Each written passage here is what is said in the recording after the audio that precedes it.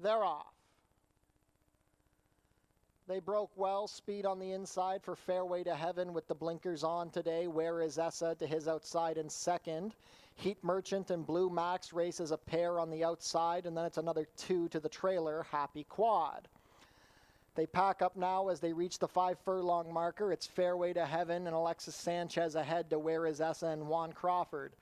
Blue Max, Kirk Johnson in the green silks on the outside in third, then Happy Quad, Jadu in the blue with the yellow sleeves. Heat Merchant, the new trailer under Ishmael Mascara. The first quarter was 23-3, and now Fairway to Heaven shakes loose as they just have 3 furlongs left to travel. Where is Essa comes under a ride but begins to stall as Blue Max ranges up to his outside. Happy Quad saves ground in fourth, and Heat Merchant still at the back. A moderate pace, 47 seconds flat to the half. They reach within the 2, and it's Fairway to Heaven still moving well on the front end. Blue Max trying to get going from second as Where is Essa tries to find another gear. Heat Merchant tries to rally from last down the far outside, but it's still Fairway to Heaven moving well on top. Blue Max trying to close the gap. Fairway to Heaven is tired. Here comes Blue Max and Kirk Johnson. Heat Merchant with a late surge coming down to the wire. Fairway to Heaven holds on by a neck. Fairway to Heaven over Blue Max, then Heat Merchant, Where is Essa, and Happy Quad, 6.5 in 118-3.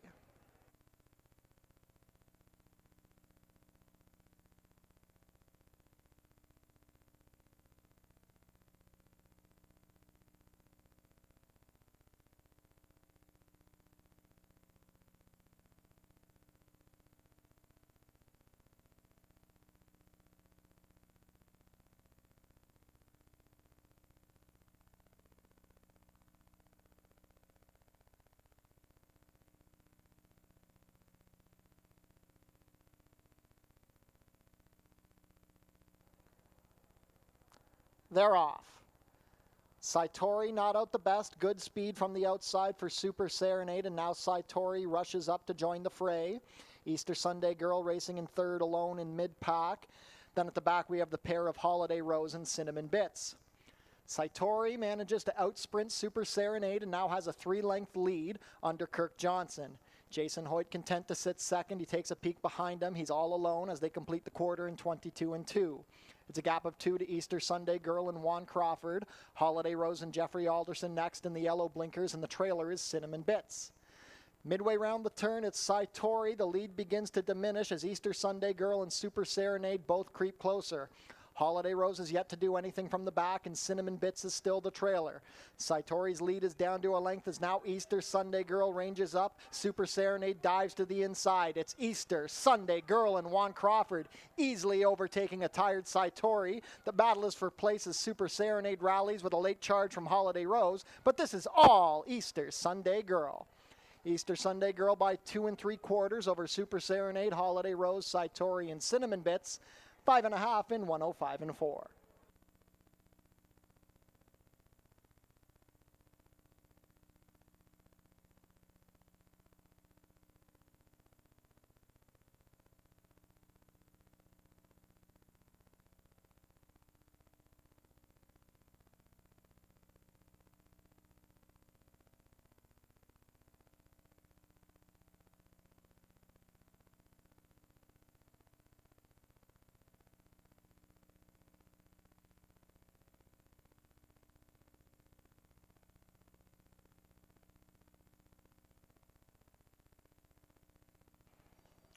They're off. TriStar Fury missed the break.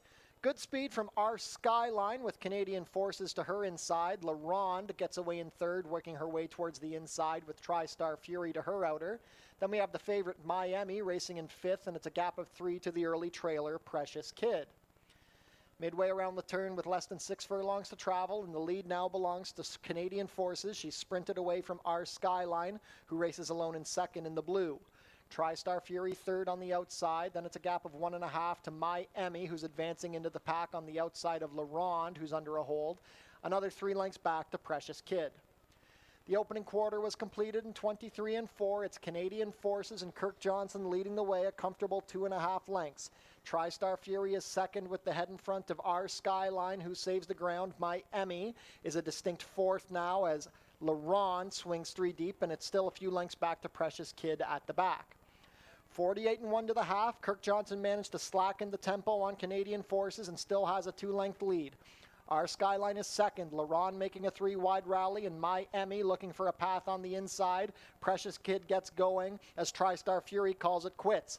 They're at the head of the lane. Canadian Forces being challenged now. LaRon puts the neck in front. My Emmy trying to rally, but not doing enough. Our Skyline is still there. It's 60-1, trying to pull off a huge upset. Here comes acceleration now from My Emmy, trying to run down LaRon in the final 70 yards, but LaRon will find enough. LaRon and Pierre Mailhot a half to My Emmy, then Our Skyline, Canadian Forces, Precious Kid, and TriStar Fury, 126-4.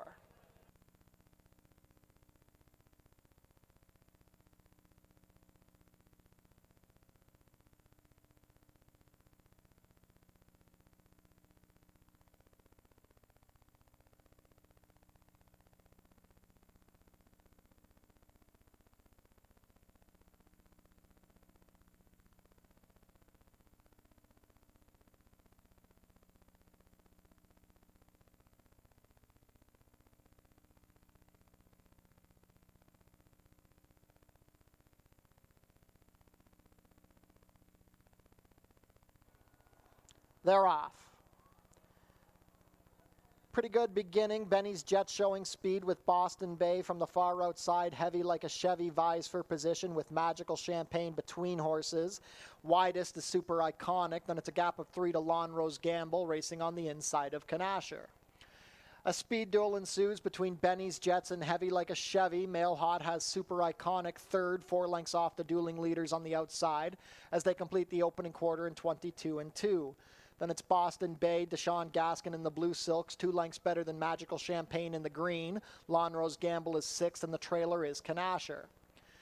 Just over 2 furlongs to travel. Benny's Jets trying to get away from Heavy Like a Chevy. Super Iconic is moving well on the far outside, and Boston Bay trying to rally up the fence. It's Super Iconic putting the head in front. Boston Bay tries to rally, but it's getting a bit tight as Benny's Jets digs in. Late charge from Lawn Rose Gamble from the back. Now Benny's Jets finding more, but Super Iconic has a length cushion with a 16th to go. It's Super Iconic. The mailman delivers 2 races in a row. Super Iconic by 3/4 over Benny's Jets, then Lawn Rose Gamble and Boston Bay. 5.5 and 105-2.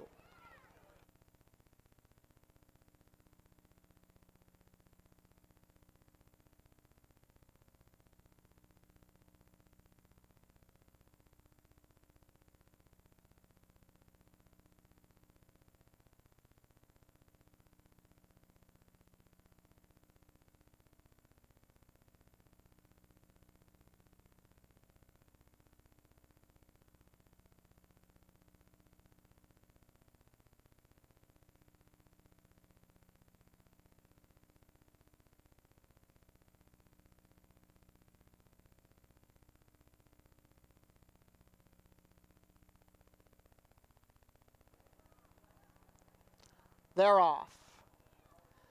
Level beginning, speed from If You Insist and Sterling Castle rushing up the rail with Take My Bourbon Neat to the outside in third. Forest Buzz is 4th, racing a length better than the pair of Pat's Gamble and Conn Smythe, and the early trailer is Short Story Long. They spread out 8 lengths front to back. The 2 favorites are 1-2. It is Sterling Castle at 3-5 over If You Insist in second. 2 lengths back to Take by Bourbon Neat in the white cap as they complete the opening quarter in 22-3. Forest Buzz is 4th on the inside of Pat's Gamble. Conn Smythe falls back, about to be passed by Short Story Long. Just over 3 furlongs to travel. It's Sterling Castle being chased by If You Insist. Take My Bourbon Neat running along comfortably in third on the outside. Forest Buzz and Pat's Gamble continue to race as a pair. Then it's Short Story Long and Conn Smythe tails off.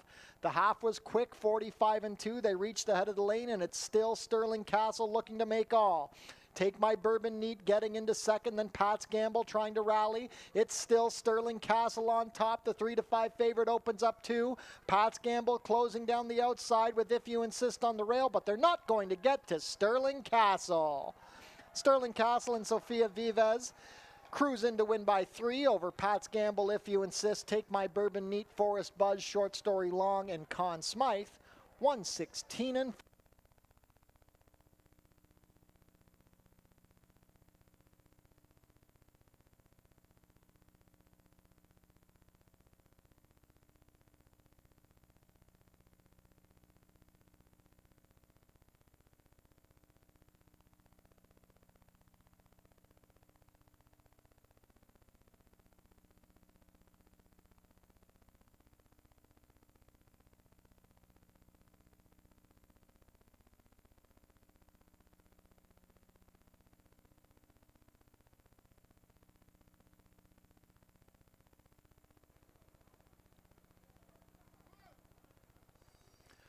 They're off.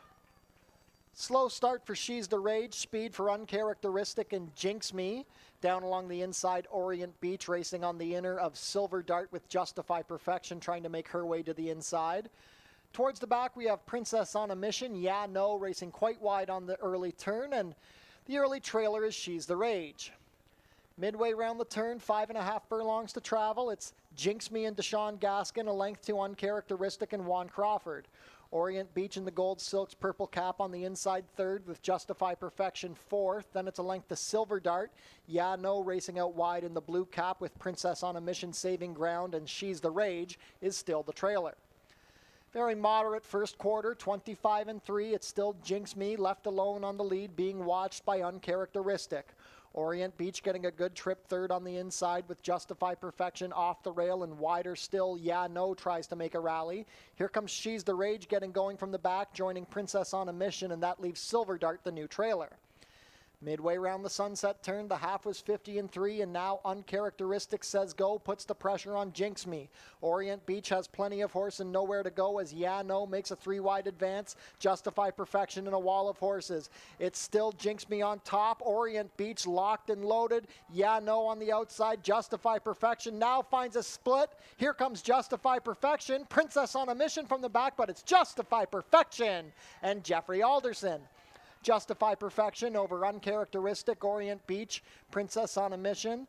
A photo for fifth between Yeah No and She's the Rage, then Jinx Me and Silver Dart, 127-1.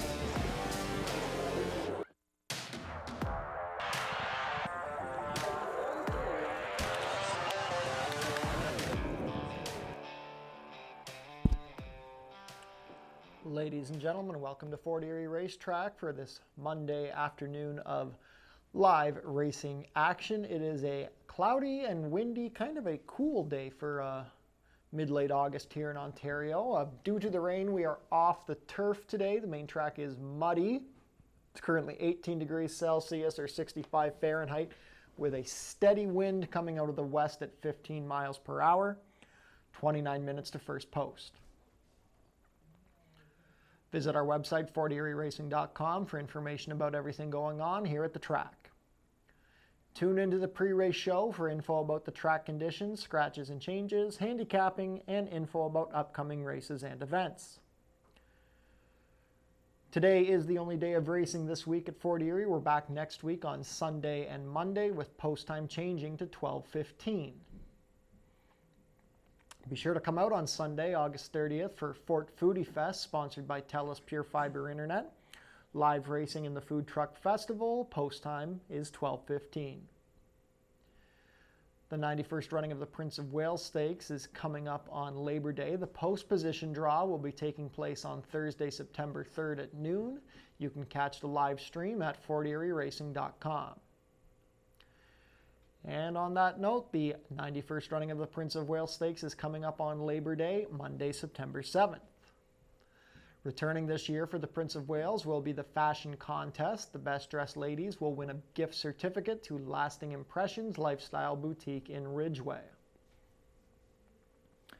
The purse of the Prince of Wales Stakes this year has been up to $500,000. There will be nearly $1 million up for grabs on one of Canada's finest day of racing actions. And anthem singer Selena Carlson will be returning to sing both the Canadian and American anthems on Prince of Wales Day at 1 o'clock. Fort Erie's Track-A-Lantern returns on Monday, October 12th. Starting at noon, kids in costume can trick-or-treat around the track.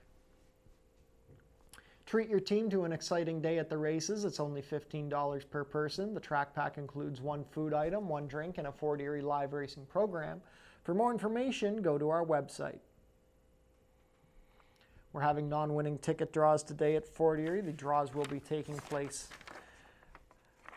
after the fourth race. And today's non-winning ticket draw features a dog goodie bag courtesy of Pet Food Outlet. Be sure to book your table in the Turfside Dining Room, open on live racing days. Reservations are recommended. Head down to the Paddock Shack for burgers, hot dogs, sausages, fries, and poutine, plus beer and soft drinks, located near the walking ring. Become a member of HPIBet.com today. Get $100 when you bet $100, plus your first bet is on us. Tune into Your TV Niagara for the Fort Erie Race Replay Show, Channel 70 HD or 100 Epico, Thursdays at 10:30, Saturdays at 4, and Sundays at noon. Jackpot high five wagering offered in race 8 today. The carryover has grown to $12,649.62. Smoking is allowed in designated areas only at Fort Erie Racetrack. No food or beverage are allowed in these areas, and no cannabis is allowed on the property. Up next are today's changes. We're off the turf today. Race 1 will be off the turf, now contested at 6 1/2 furlongs over the main track. Overweight on the number 3, Sasagula River, 2 pounds over at 122 pounds. Stewart Scratch the number 6, Whiskey Tango Disco. Number 8, Alnessa, will be 2 pounds over at 117. And number 9, Rose for Carrick, will be 2 pounds over at 120. In race 2, we have a couple of overweights. The number 2, Rum Talk, will be 2 pounds over at 120. And number 4, Hatrixie Moment, will be 2 pounds over at 119.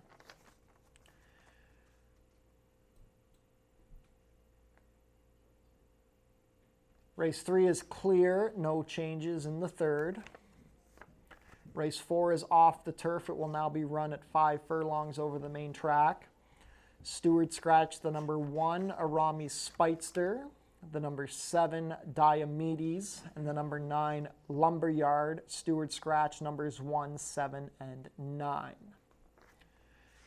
In race 5, we have an overweight on the number 3, Little Fire, 2 pounds over at 122. And a rider change on the number 7, Mimi's Holiday, make the rider Zero Ford. In race 6, Stewart scratched the number 4, Golden Spring. Race 7 is off the turf. It will now be run at 6 1/2 furlongs over the main track. Stewart scratched the number 3, In It to Win It, the number 4, Kid Gizmo, the number 7, Gambler's Pose, the number 8, Lino and Me, and the number 9, Domor Allure. Stewart scratched numbers 3, 4, 7, 8, and 9. Main track only, number 11, Silent Passion, will draw in. And the last race of the day, race 8, Vet scratched the number 8, Paperback Hero. Take out the 8.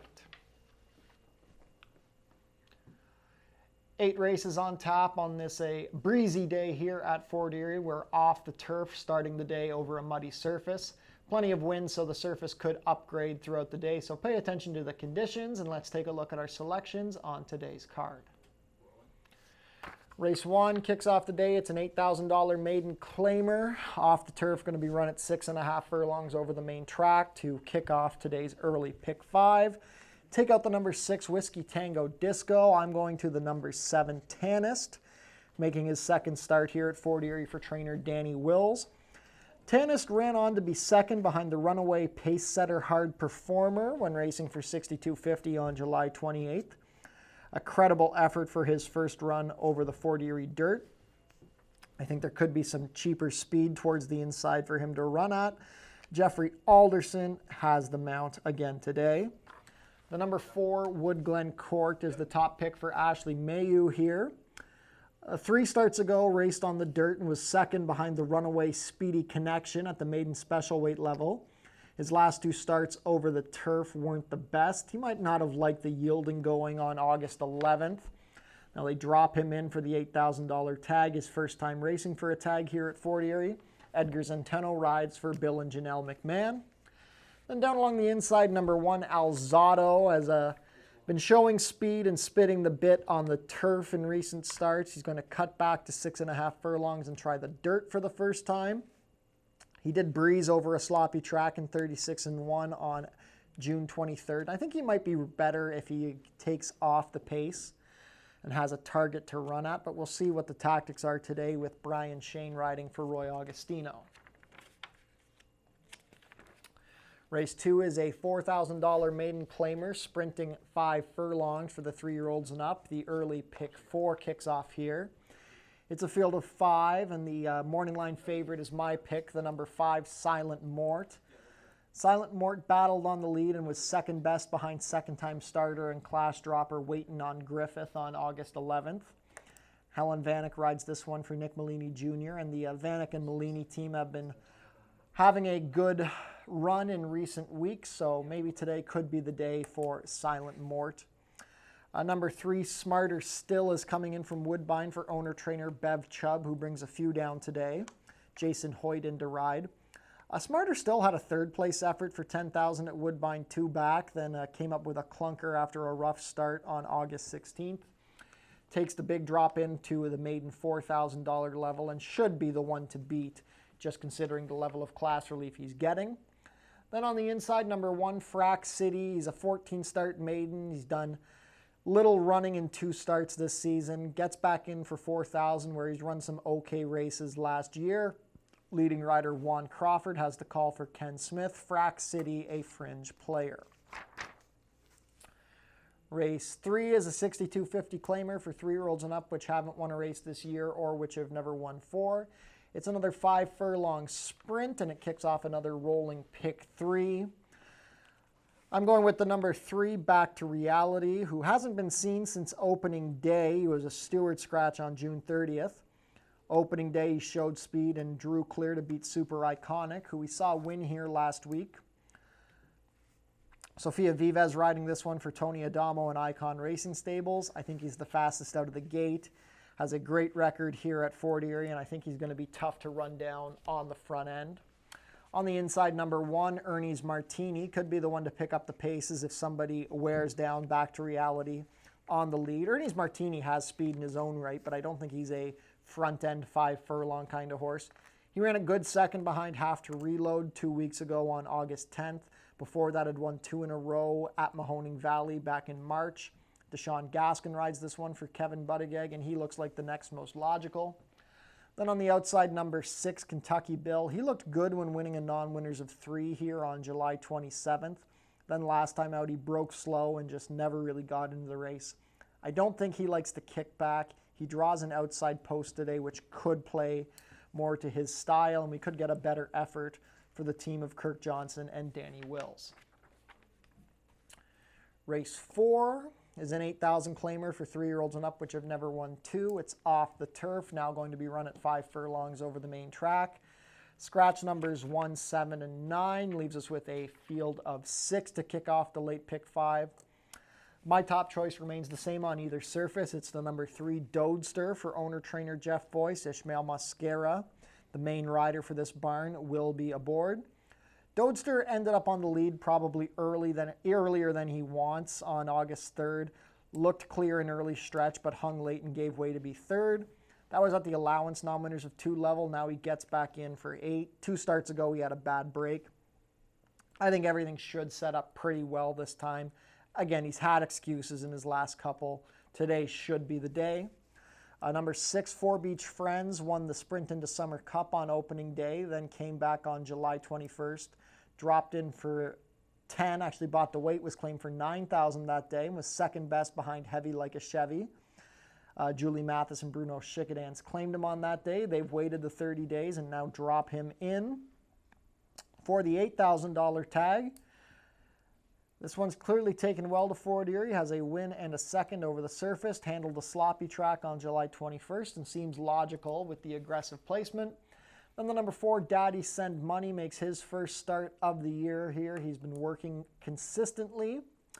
3 bullet works and 48 and change in a row coming into this race. Juan Crawford and Sharon Chicotto teamed up for a 30-1 upset at Woodbine this weekend with Pine Knoll. So maybe Daddy Send Money at the 10-1 morning line quote could be worth a look. Race 5 is an $8,000 claimer for fillies and mares, no condition. We're going 1 mile and a 16th over the main track. Pretty competitive field of 7. Going to kick off the late pick 4 here. I'm going with the number 5, Bella Classica. Bella Classica ran an okay race in a starter optional 12.5 on the turf last week. Dropped to the back and passed a few to be 6th, beaten just 3 lengths. Naughty and Nice was gate to wire, a 2-length winner, so she really didn't get beat far for second that day. This horse was claimed off of Danny Yu, and when Danny lost this horse, he told me that he thinks she'll love the dirt down here. And we're going to see if he's right. Ken Albu trains this one for San Pasero, and we've got leading rider Juan Crawford in the saddle. We'll see how Bella Classica likes the new surface. Number 4, Candid Candace, was a winner on August 3rd in an off-turf race over Muddy Going at the starter optional 12.5 level, and now they put her right back in for 8,000, just taking the spots that are available for a mare who wants to go 2 turns on the dirt. Steve Cathcart and Alexis Sanchez have been having good results in recent weeks, so Candid Candace seems very logical here, likely to be the post-time favorite. Then the number 6, Hot Omelet, has had a lot of success around 2 turns on the Fort Erie dirt before. This year she's had 2 wins at the 6.5 furlong distance, so now she's getting back out to the 1 mile and a 16th. Mikey David has piloted her to both of her wins this season. She could be a threat to go gate to wire for trainer Josh Robillard. Race 6 is a 5,000 claimer for the mares which haven't won a race this year or which have never won 4. Scratch the number 4, Golden Spring, leaves us with a field of 5 to kick off the final rolling pick 3 of the day. On the inside, I'm going with the number 1, Getting Ahead for Mikey David, riding for owner-trainer Aaron Rickman. This one's ran 2 great races in a row.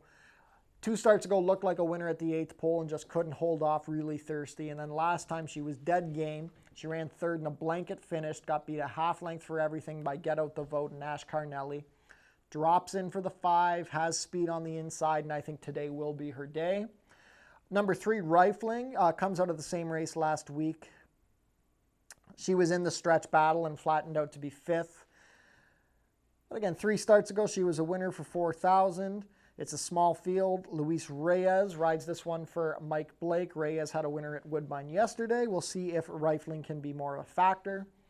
Then the number 2, A La Turca. Rallied well to be second in a 4-horse field behind Last Glimmer on August 3rd. That was over a muddy surface like we get today. You've got Zerrell Ford maintaining the mount for Julie Mathis. Definitely a contender in this short field. Race 7 is a 6250 claimer for the mares which haven't won a race this year or which have never won 4. Off the turf, now going to be run at 6.5 on the main track. Scratch numbers 3, 4, 7, 8, and 9. Main track only, number 11, Silent Passion, is going to draw in, and that's going to be my top choice here for Helen Vanek and Nick Malini Jr. Comes out of that aforementioned August 17th race where it was a close finish. She was 4th, beaten 3/4 for everything in that blanket finish. 2 starts ago, she looked good, winning for 5,000. Concern here is that maybe the muddy track isn't the best for her. She does seem to prefer a faster surface, but I just think she is a tried and true dirt sprinter who's just very consistent here at Fort Erie. I think the morning line favorite, deservedly so, will be the number 1, Nice Baby, going for Tony Adamo and Icon Racing with Sofia Vives riding. Nice Baby's 2 races this year have been disappointing, but they've come at higher levels. Last time she lost an iron at the start. That was at Finger Lakes, an $11,000 claimer. Dropping in for 6250. She's got speed, and Vives has a way of getting these horses to the lead. She's 1 for 1. Sorry, not 1 for 1. 1 for 1 over the Fort Erie turf, but on the dirt, she does have a few wins here at the Border Oval and could be tough to run down if she gets loose. And the number 6, Coach Kaylee, has had a couple of good efforts on the turf here at Fort Erie. Was a winner last time on July 20th.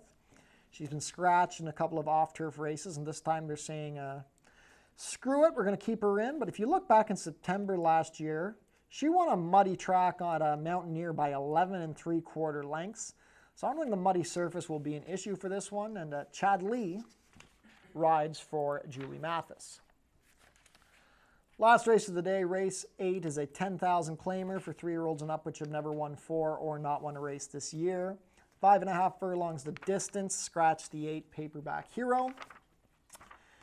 My top choice is the number 4, Mia and Me, claimed back by the Sharon Chicotto barn on August 3rd. Got beat a neck that day by Paperback Hero, who had a nice rail rallying trip that day. Mia and Me gets back to the barn where he has found success in the past. Luis Reyes rides this one. I just think he looks competitive in this wide open affair. I think you could make a case for quite a few. Number 2, Have to Reload, was a very easy front-end winner for 8,000 on August 10th. Now bumps up to the $10,000 level. He's raced second 2 times for 10,000 this year and been beaten by Sterling Castle, who we saw win again last week, and Rise My Guy, who was just in immaculate form at that point. So I think Have to Reload could be the favorite, and deservedly so. Could be a big speed threat on the front end. Then the number 5, Little Red Domey, comes down. One of the many Bev Chubb entrants today. Juan Crawford maintains the mount. This one won a 15,000 non-3 at Woodbine on July 9th. Hasn't been seen since then. They drop him in for 10 here. They claimed him for only 5,000 last December, so they've done well to win for 15,000 with him. We'll see how this son of Signature Red takes to the dirt. 10 minutes to post for today's first race. Best of luck with all of your wagers and enjoy your day here at Fort Erie Racetrack.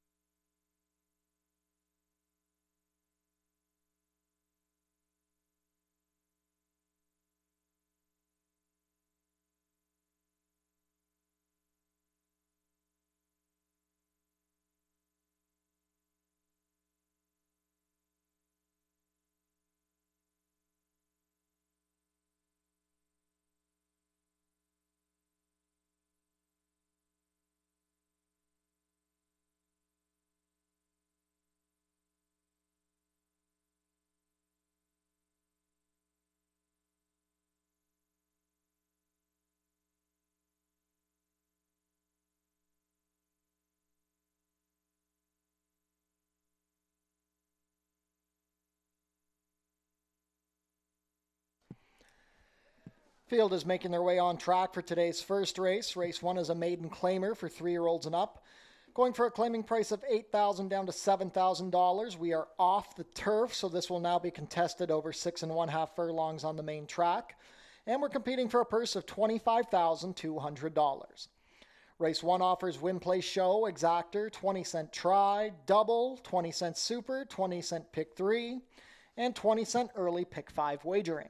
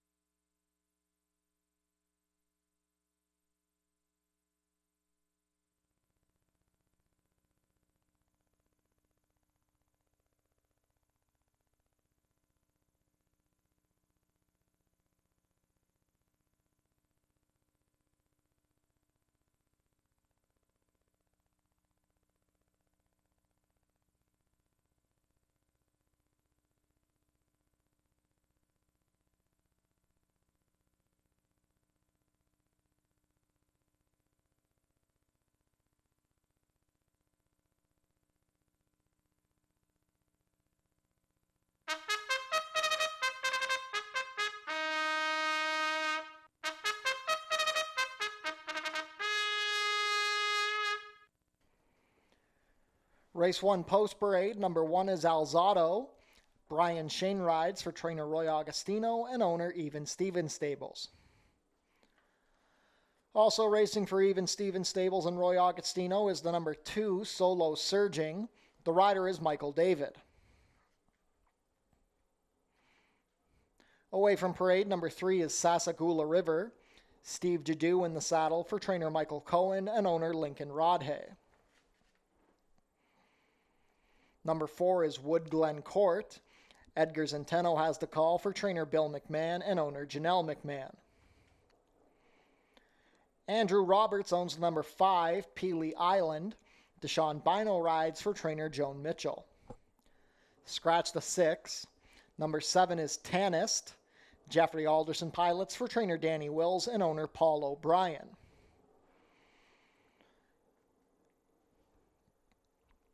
We'll come back to the 8. Number 9 is Rose for Carrick. Kirk Johnson rides for trainer Julie Mathis and owner Bruno Schickadans.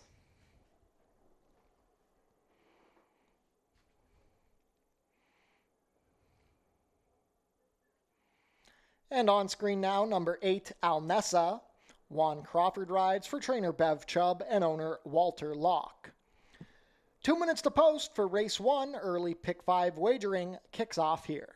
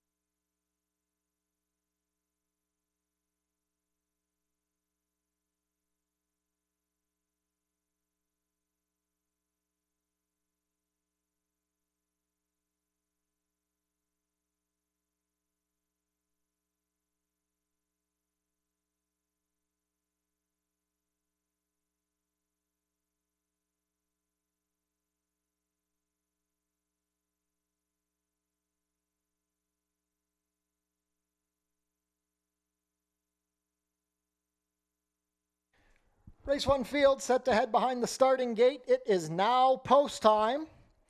Co-favored at 2-1 are the numbers 3, Sasagula River, and the number 4, Wood Glen Court. Field of 8 to kick off today's early pick 5. They've already loaded Sasagula River. Inside post for Alzado and Brian Shane. Stablemate Solo Surging to gate 2 with Mikey David. Wood Glen Court and Edgar Zenteno. Peely Island with Deshaun Bino.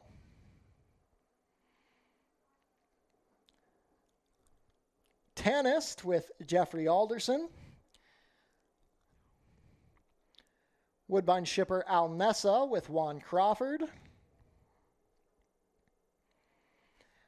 And the last in will be Rose for Carrick and Kirk Johnson. All set.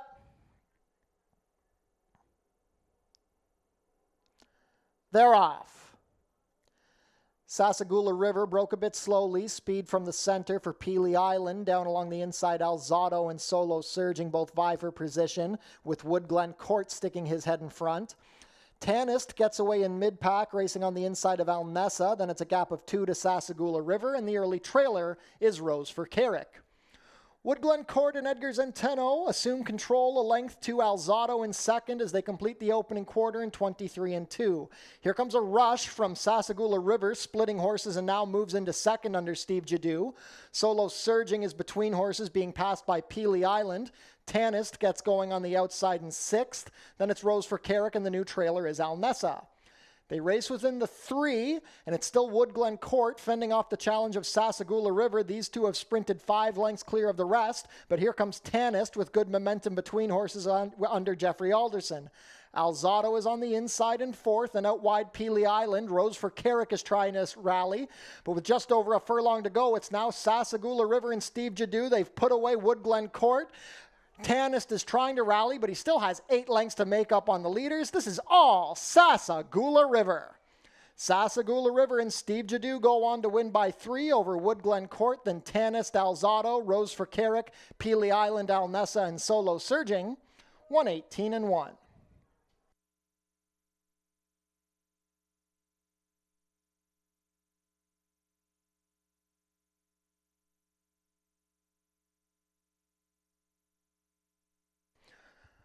Unofficial in the opener, the winner is number 3, Sasagula River. Second, number 4, Wood Glen Court.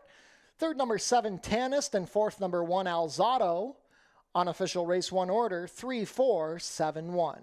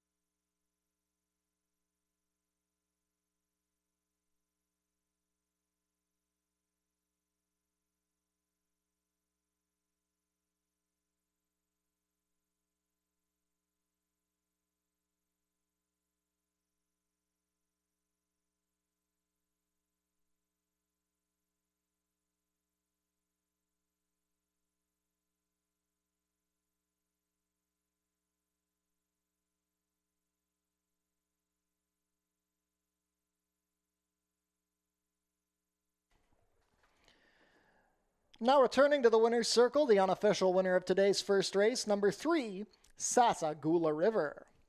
Sassagoula River is a 3-year-old bay gelding by Game Winner out of That's So Frosty.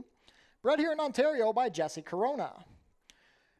Ridden to victory today by Steve Jadu. Sassagoula River is trained by Michael Cohen for Lincoln Rodhay. Sassagoula River off the claim breaks his maiden in start number 7, rallying to complete the 6 1/2 furlongs in a time of 1:18.1.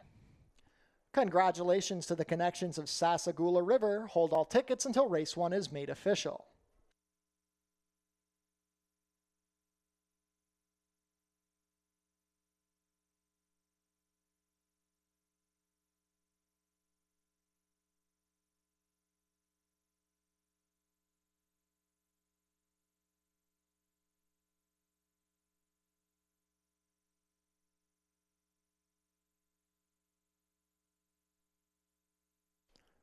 Race 1 is now official.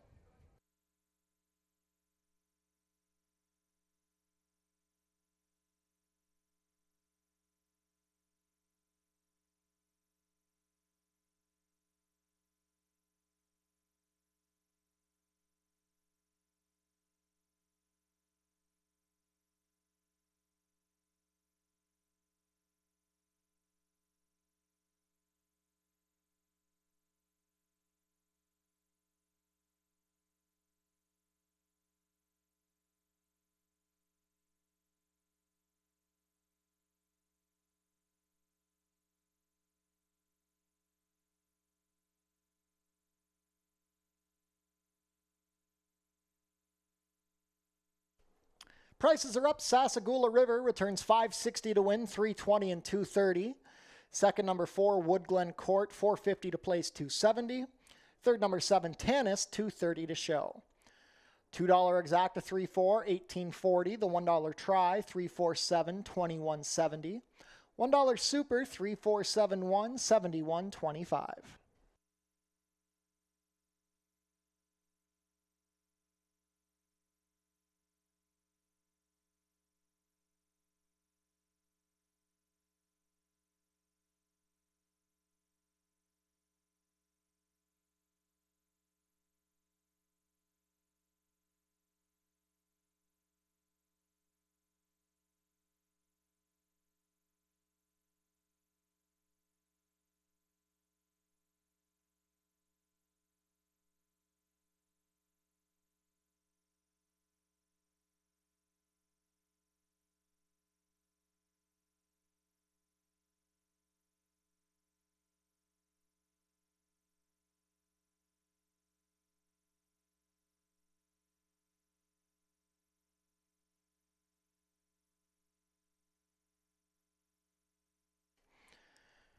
And we'd like to wish a very happy birthday to Marianne Cadwell, celebrating here with us today. Happy birthday, Marianne, from all of your friends and family here at Fort Erie Racetrack. We'd like to give a shout out to our partners at True Green Professional Lawn Care, who have been helping us keep the grass looking green and lush. And we're also proud to partner with Oneida New Holland of Niagara. We'd like to thank them for providing us with a tractor for our racetrack maintenance.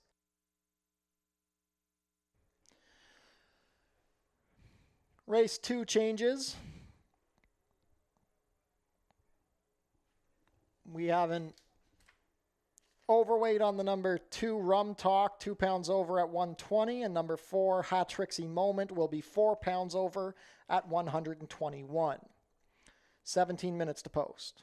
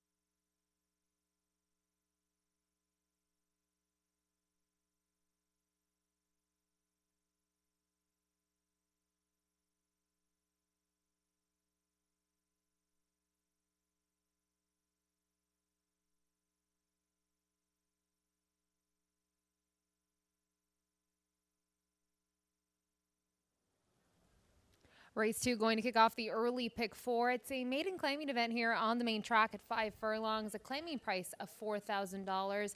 It is a compact field here, just a field of 5 going postward.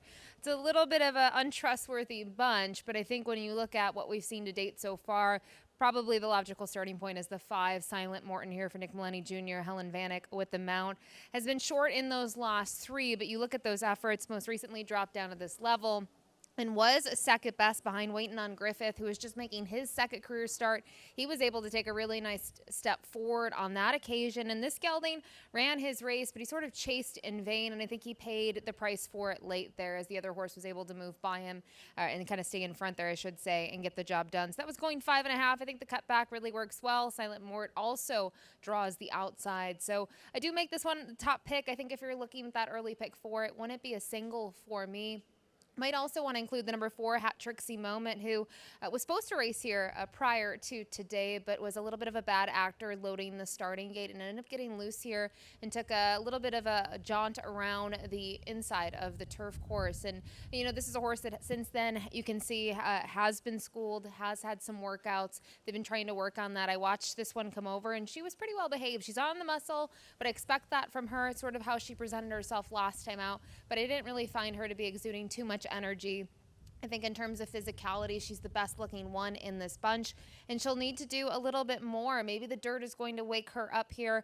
The one concern is in her last 2 starts last year up at Woodbine, she really showed no speed, and that would be a little bit of a concern here on the dirt. Wouldn't be so concerned on the turf course, but on the dirt, that is a little bit of a worry for me. But you kind of go to the race 3 back. She was actually forwardly placed into some fractions there that were a little bit on the quick side. So it's really going to come down to the rider here. Maybe with a compact field, she's just sent out of the gate and can get into a good position early on. And then finally was torn between the fresh face of the 3, Smarter Still, and the 1, Frack City. Frack City is not a big gelding. You're going to see him come out here in a moment. He's not really a hardy type, but I did like that he's had some efforts here. He's been very inconsistent. Obviously, just 2 for 10 in the money here over the main track, but some of his efforts I thought would at least put him in the hunt here. He's had 2 starts so far this year. Maybe he can take a step forward in his return to the races. He was 3rd, well defeated in a field of 5, but the winner was much the best, Speedy Connection, who certainly looked like the horse to beat. And that race was a maiden special weight event. So maybe another crack here at a lower claiming rank will make the difference for Frack City, and he'll hopefully have some speed to run at. But for me, I go to the 5 here, the Silent Mort, who does have that tactical outside draw that should work in his favor. Good luck.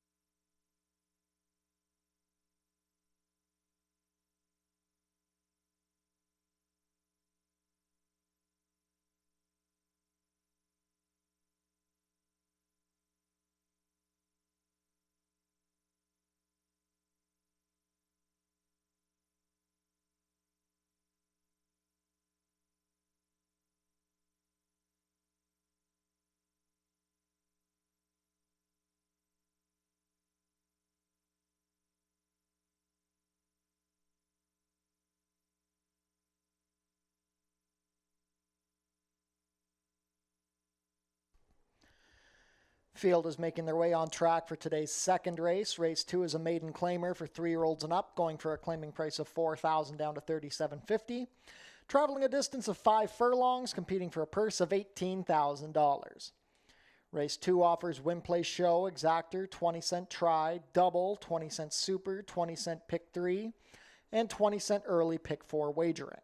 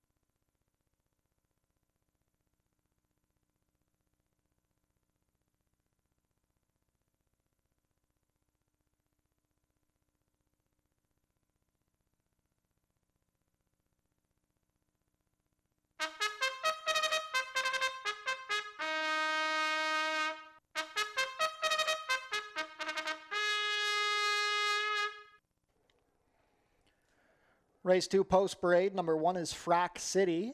Juan Crawford rides for trainer Ken Smith and owner Radcliffe Racing Stable. Luther Shirley owns and trains the number 2 Rum Talk. The rider is Michael David. Number 3 is Smarter Still. Jason Hoyt riding for owner trainer Bev Chubb. Number 4 is Hatrixie Moment. Robert Stewart rides for trainer Ted Holder and owner Meverton Donaldson. And completing the field, number 5, Silent Mort, Helen Vanek in the saddle for trainer Nick Malini Jr. and owners Winston and Carol Wilkinson. 2 minutes to post for race 2, early pick 4 wagering kicks off here.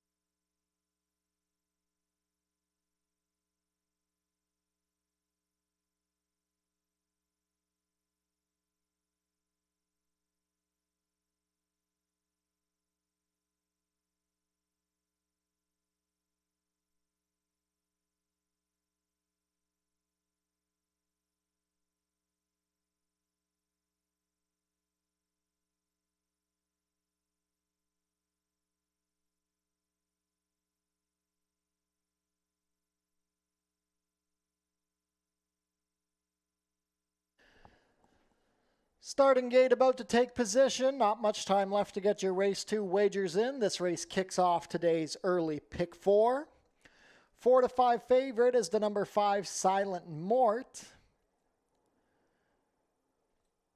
Last call to get your race 2 wagers in. They'll be heading to post shortly.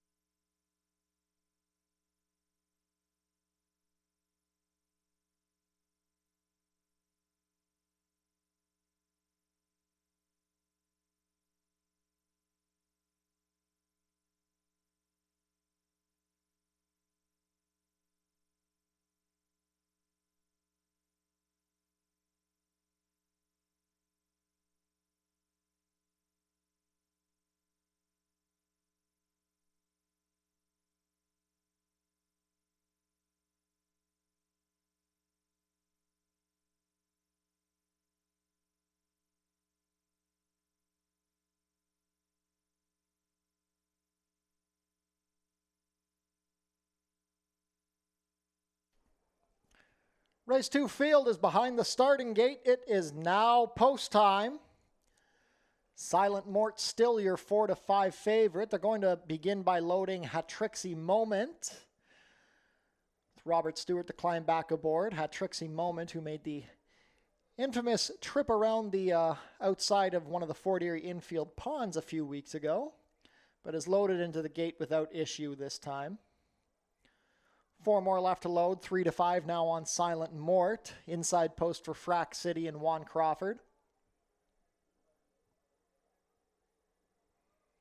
Rum Talk and Mikey David. Smarter Still with the blinkers on today under Jason Hoyt. Last up will be the favorite, Silent Mort, with Helen Vanek. All set. They're off. A level beginning, speed on the inside for Frack City and Silent Mort. Smarter Still racing closer with the blinkers on.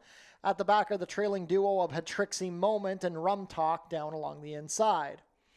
It's a speed duel up front between the 1 to 2 favorites Silent Mort and Frack City. Jason Hoyt has Smarter Still in good position third, 2 lengths off the dueling leaders. Then it's a gap of 3 to Hatrixie Moment and Robert Stewart, and tailed off in last is Rum Talk. 23-1 for the opening quarter, and now Silent Mort opens up on Frack City. He's up by a length and a half, but Smarter Still cruises into second, swinging to the outside. It's another 5 back to Hatrixie Moment and well back to Rum Talk.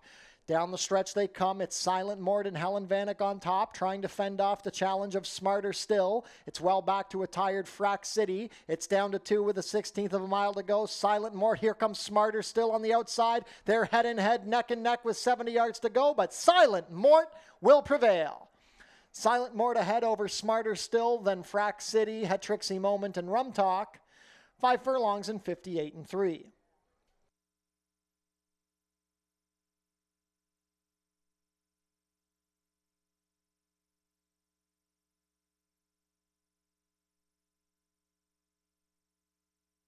Photo finish in race 2. Hold all tickets.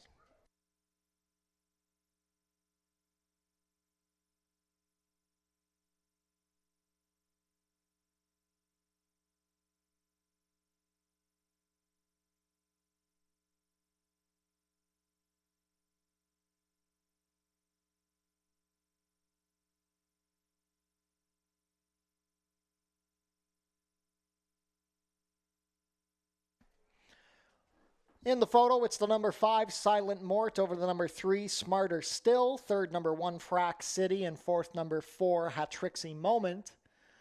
Unofficial race 2 order is 5-3-1-4.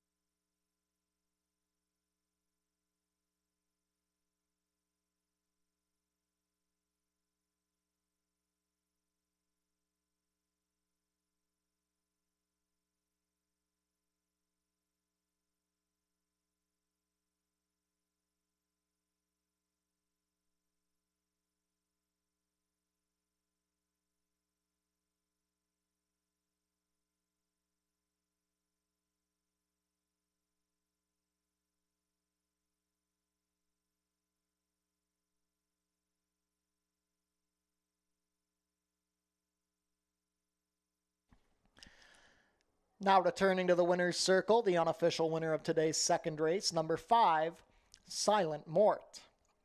Silent Mort is a 3-year-old bay gelding by Silent Name out of Crimson Invasion, bred here in Ontario by Howard Walton. Ridden to victory today by Helen Vanek, Silent Mort is trained by Nick Malini Jr. for Winston and Carol Wilkinson. Silent Mort prevails in the stretch duel, breaking the maiden in start number 8, completing the 5 furlongs today in a winning time of 58-3. Congratulations to the connections of Silent Mort. Hold all tickets until race 2 is made official.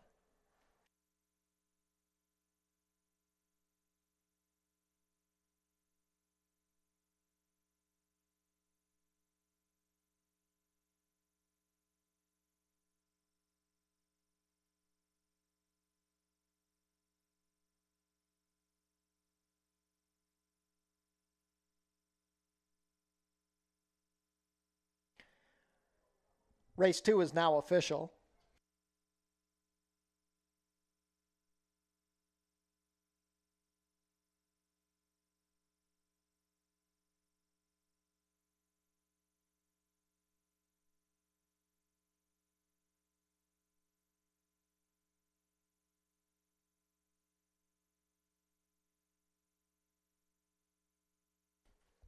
Prices are up. Silent Mort returns $3 to win, $2.10 and $2.10. Second number 3, Smarter Still, $2.50 to place, $2.10. Third number 1, Frack City, $2.40 to show. $2 exacta, $5.3, $5.90. The $1 try, $5.31, $5.55. $1 super, $5.314, $7 even, and the $2 double, $3.5, $10.40.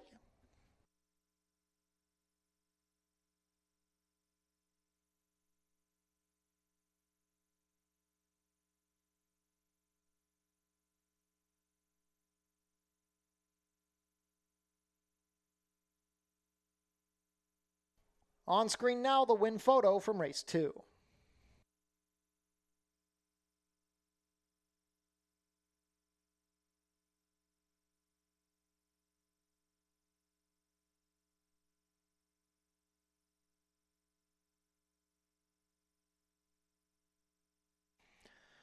The winner was claimed. Silent Mort, claimed by Lincoln Rodhay, moves to the barn of trainer Michael Cohen.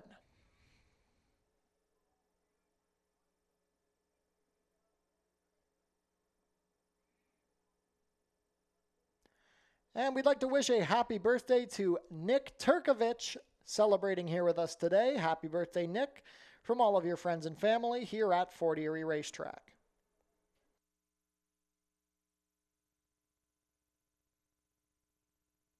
Race 3 is coming up in 17 minutes. There are no changes.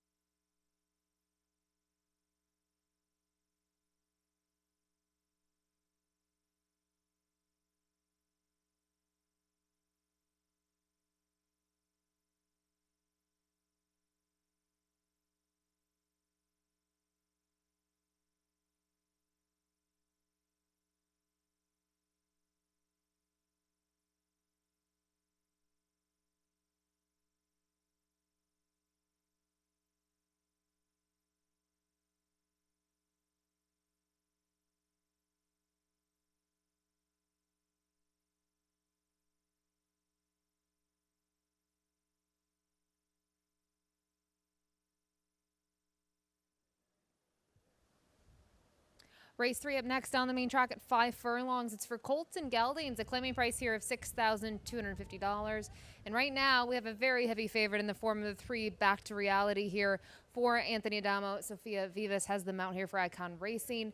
I decided to try to beat this one in here. Maybe I'm being a little too creative, but I did think the rail runner in here, the number 1, Ernie's Martini, was really intriguing. Just making his second start since the winter where he was at Mahoning Valley, a track that was good to him this winter as he picked up 2 wins, 2 seconds now on the year as well. And you kind of look at him, he has the ability to be forward, but doesn't need the lead to win. I like that he's able to stalk in his races, and I think that could be the key here. I mean, Back to Reality has some speed.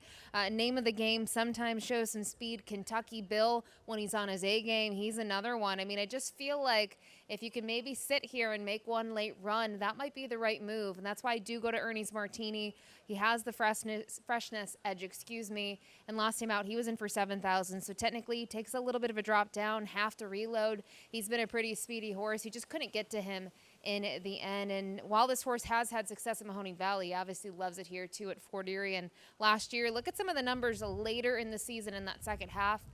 They would be very competitive against this bunch. So Ernie's Martini on top. Certainly respect to the 3 in here. Back to Reality here for these connections. A 4-time winner on the main track. Was able to get the job done last time out, but hasn't been seen in quite some time. In a barn that doesn't necessarily kind of put their horses to the shelf for that long. Kind of looking at that race for him, I thought he was much the best. Drew clear by 2 lengths. He's a horse that you kind of look at his form. This is the distance. I think looking at him going 5.5 or 6 is where you get worried. 5 furlongs is perfect for him. But as I mentioned there is some other speed in here. They'll see if they can keep up with him, but obviously could be dangerous if forwardly placed on the front end. And maybe the time off suits him well. Kind of look at his return when he had the winter off. Raced just fine at Finger Lakes. The winner came back to win again next time out. So we'll see what he can do here, but I mentioned it. The price is really short. And then from here, it was wide open. You have a fresh face in here with the form of the number 4. Attestation's a horse that has some back class. I talked about Kentucky Bill, a horse that when he's good, he's very good. I don't necessarily trust him. So I went back to the 5, Name of the Game, as the 3rd pick in here for Danny Wills. Comes out of that race where Silent Miracle and Forest Flash, the pair there for Jeff Boyce, were able to command and really set up nicely for both of them. It was all said and done. He's got some speed. I loved his race 2 back where he was second behind the very kind of game and veteran that we've seen here throughout the years, whereas Essa, and I do wonder what sort of trip he can work out in here. The interesting thing for Name of the Game is he's going to cut back in distance, and I do think that could help him in some ways. Maybe it works against him if you look at that race 2 back, but he was a good price on the tote board moments ago when I looked. He was hovering around 5 or 6 to 1, which for him is quite the price. But for me, we'll see if we can upset the current favorite Back to Reality with the rail runner, Ernie's Martini, and just his second start since March. Good luck.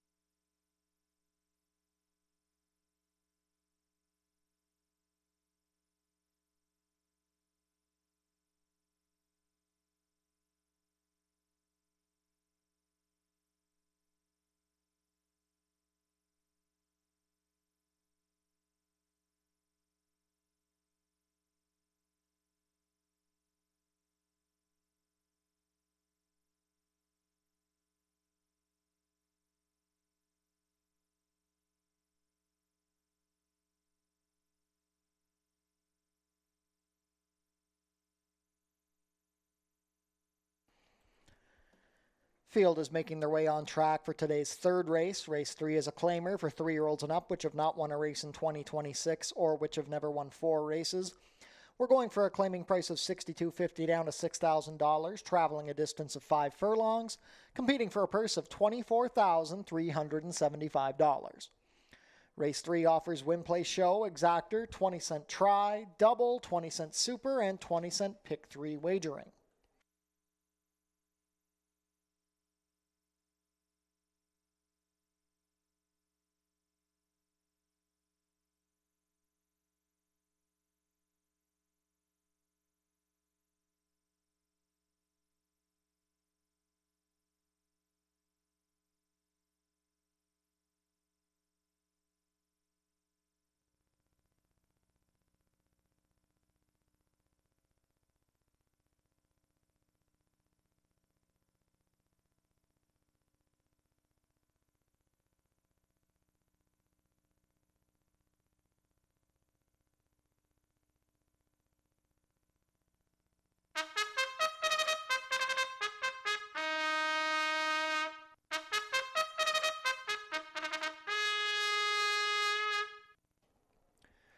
Race 3 post parade, number 1 is Ernie's Martini. Deshaun Gaskin rides for trainer Kevin Buttigieg, who owns with D. Snowden.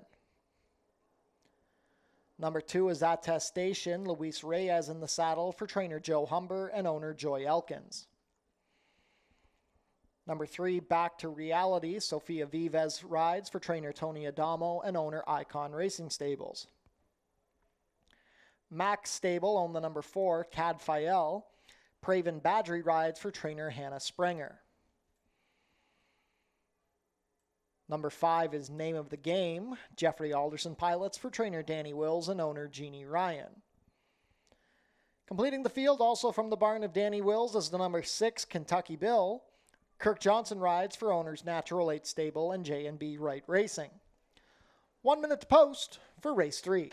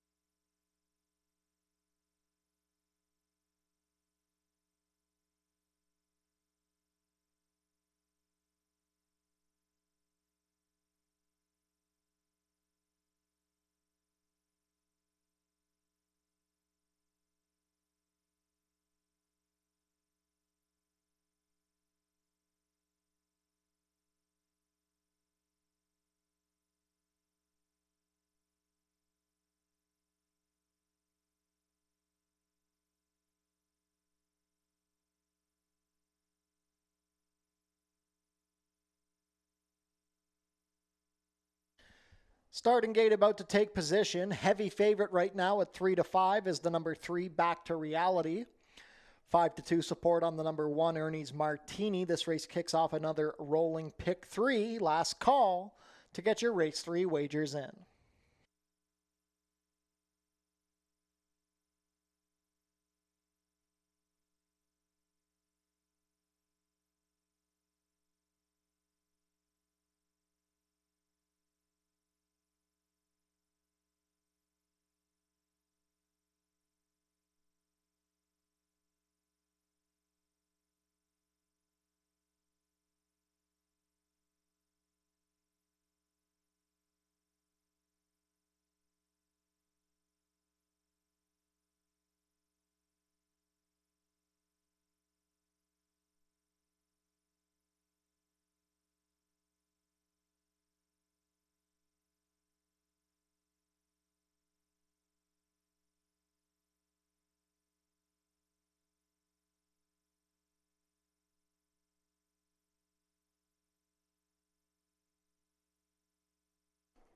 And race 3 field is behind the starting gate. It is now post time.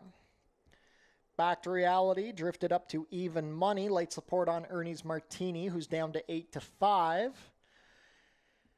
And Ernie's Martini will be the first of 6 to load here under Deshaun Gaskin.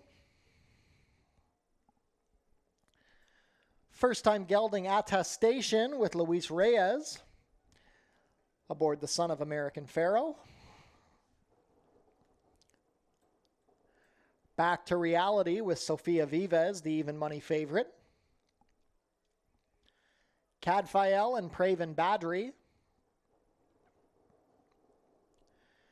Name of the Game with Jeffrey Alderson. And he'll be followed in by his stablemate Kentucky Bill with Kirk Johnson.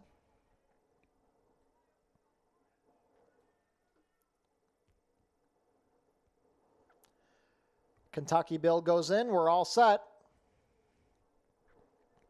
They're off.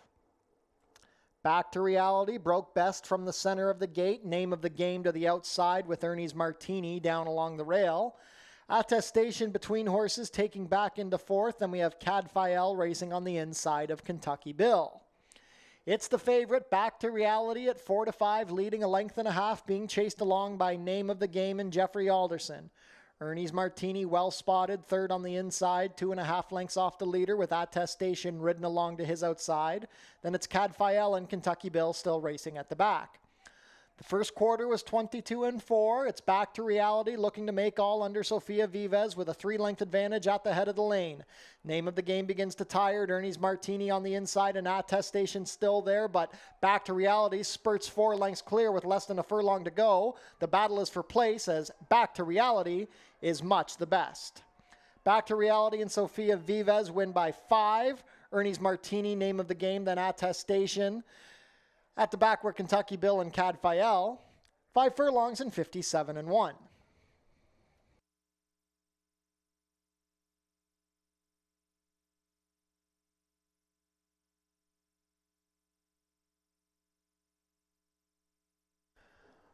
Unofficial in race 3, the winner is number 3, Back to Reality. Second, number 1, Ernie's Martini. Third, number 5, Name of the Game. And fourth, number 2, Attestation. Unofficial race 3 order, 3-1-5-2.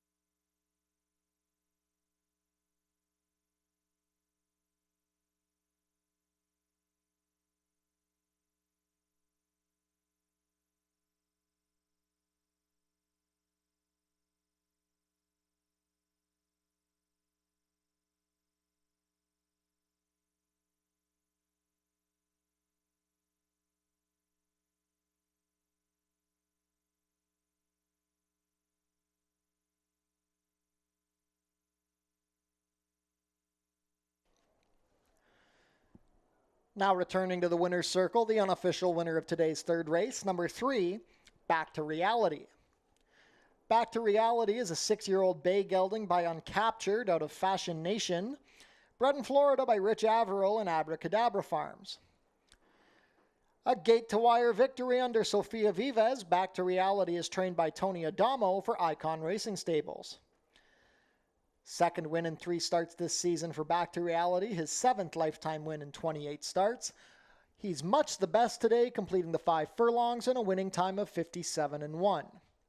Congratulations to the connections of Back to Reality. Hold all tickets. Never mind, race 3 is now official.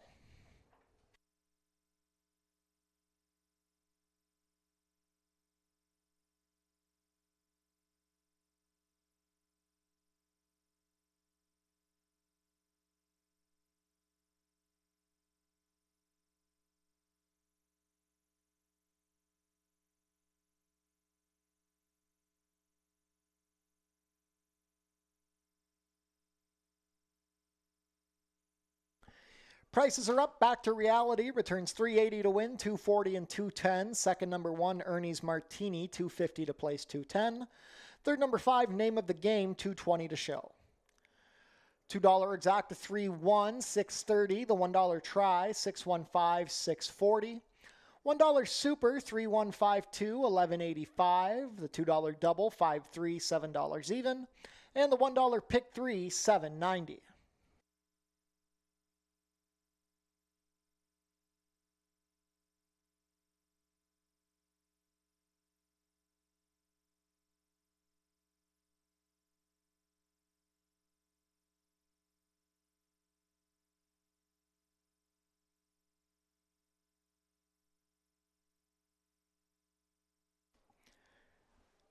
And we'd like to wish a very happy birthday to Mary Ann with best wishes from Brian and friends. You're the best, Mary Ann. Happy birthday from all of your friends and family here at Fort Erie Racetrack.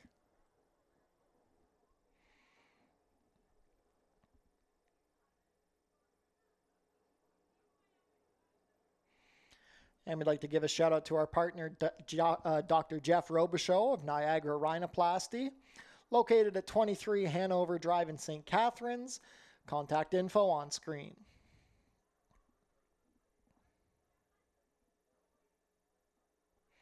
And a shout out to our partners at All-in-One Legal Concierge. If you have legal hurdles, you can bet on All-in-One.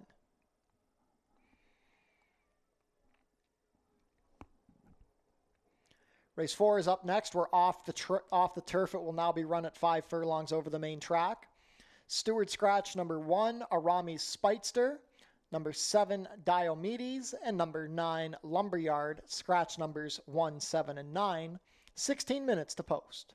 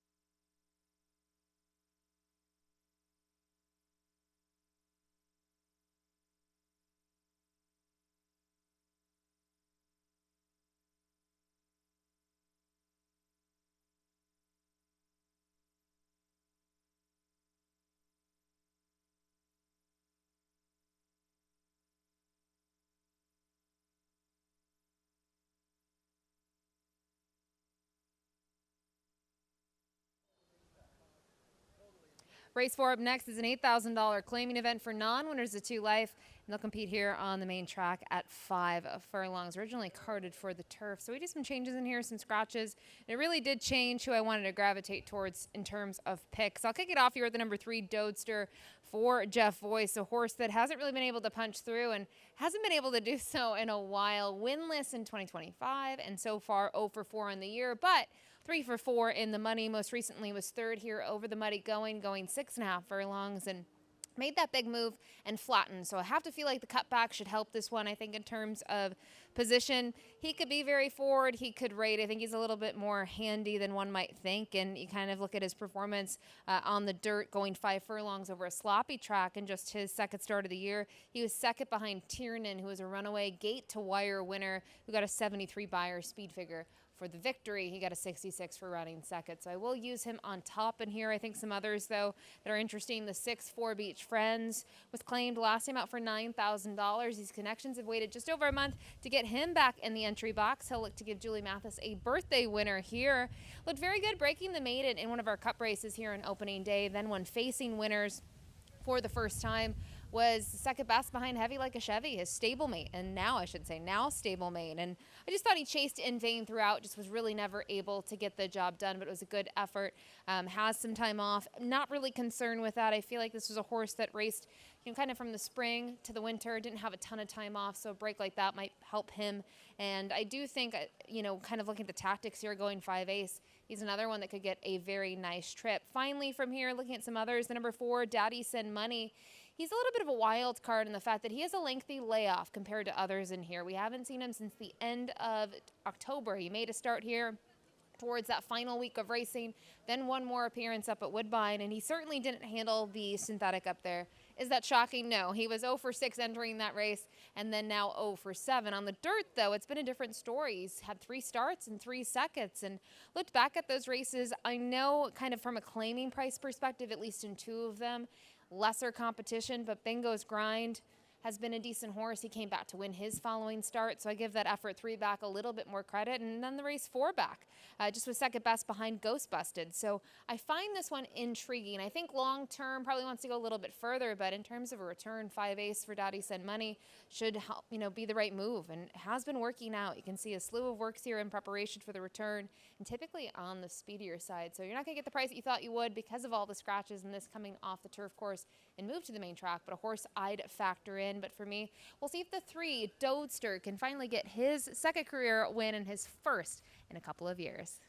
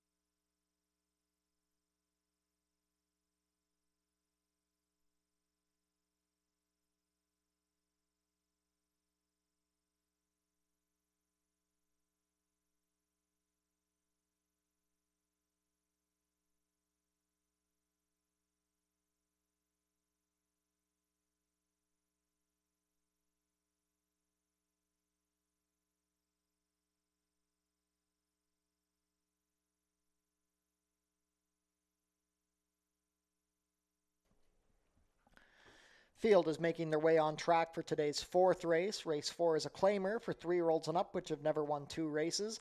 Going for a claiming price of $8,000 down to $7,000. We are off the turf, so this race will now be run at 5 furlongs over the main track. And we're competing for a purse of $26,550.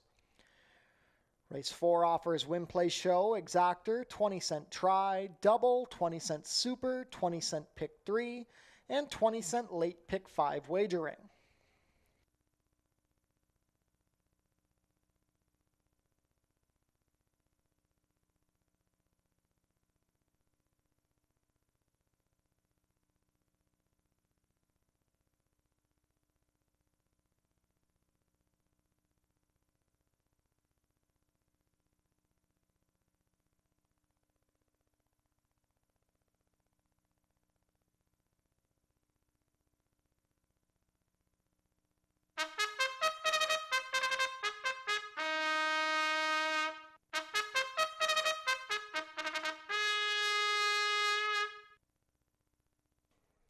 Race 4 Post Parade, scratch number 1. Number 2 is Lemon Twist. Praven Badgery rides for trainer Phil Hall and owner Twin Bullet Stable. Jeff Voice owns and trains the number 3 Dodester. The rider is Ishmael Mosquera. Number 4 is Daddy Send Money. Juan Crawford has the call for trainer Sharon Chicato and owner Mary Biamont. Phil Hall owns and trains the number 5 Mach 2 Blue. The rider is Zerrell Ford. Number 6 is 4 Beach Friends, racing for Bruno Chickadans. Kirk Johnson in the saddle for trainer Julie Mathis. Scratch the 7. Number 8 is Wolf Beach. Emil Ramsamy pilots for trainer Michael Cohen and owners Lincoln and Ashley Rodhay. Scratch the 9. Race 4 kicks off today's late pick 5.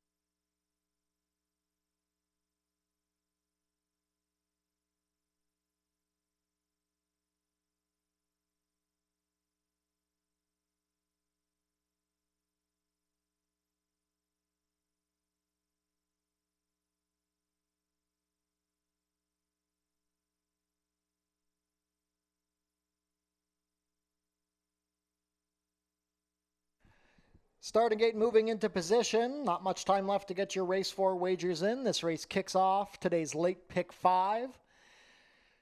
Current favorite at 8-5 is the number 3, Dodester.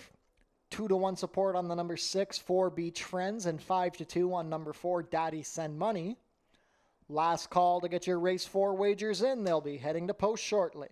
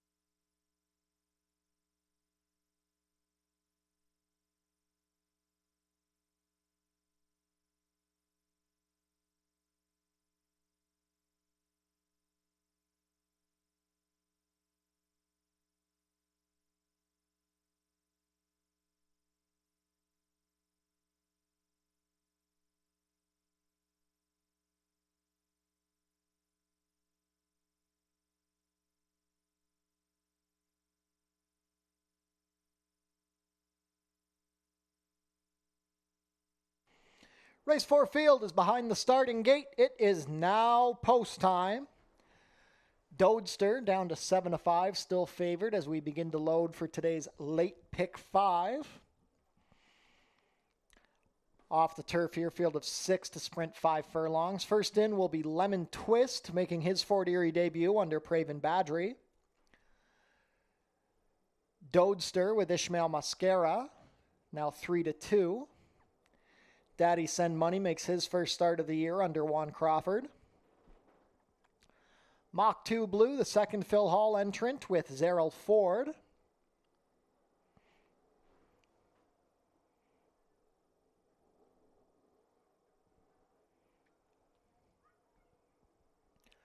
Four Beach Friends with Kirk Johnson.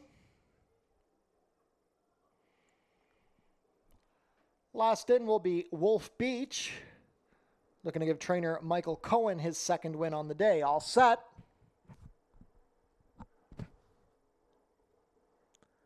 They're off.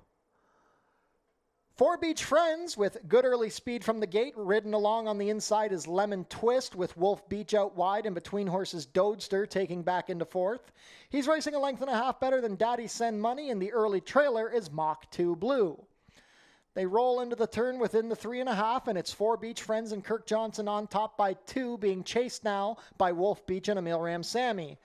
Dodester is racing on the outside of Lemon Twist, who's saving ground 2.5 lengths better than Daddy Send Money, who's feeling the squeeze from Juan Crawford now, and it's well back to Mach 2 Blue. 22-4 for the first quarter. It's Four Beach Friends still on top at the head of the lane. Wolf Beach begins to tire. He's being passed by Dodester. Lemon Twist down along the inside. A furlong to go, and they still need to reel in Four Beach Friends, who's moving comfortably on the front end under Kirk Johnson. He's up by 2.5. Dodester not doing enough. This is all Four Beach Friends. Four Beach Friends wins by 2 over Dodester. Then Wolf Beach, Lemon Twist, Daddy Send Money, and Mach 2 Blue. 57-4.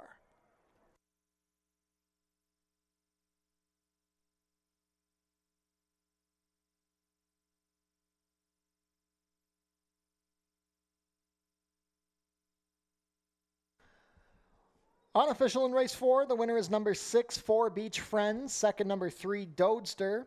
Third, number 8, Wolf Beach. And fourth, number 2, Lemon Twist. Unofficial race 4 order, 6-3-8-2.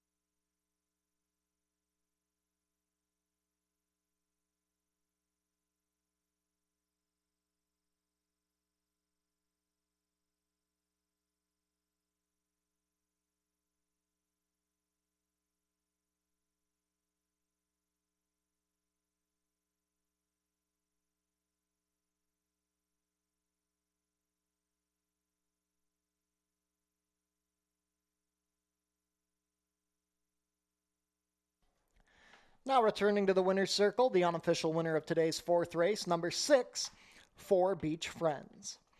Four Beach Friends is a 5-year-old dark bay or brown gelding by Speightstown out of Power Move, bred in Kentucky by Phipps Stable. Ridden to victory today by Kirk Johnson, Four Beach Friends is trained by Julie Mathis for Bruno Schickadans. Second win this season and second lifetime win for Four Beach Friends, who is a decisive victor today, completing the 5 furlongs in a time of 57-4. Congratulations to the connections of Four Beach Friends. Hold all tickets until race 4 is made official.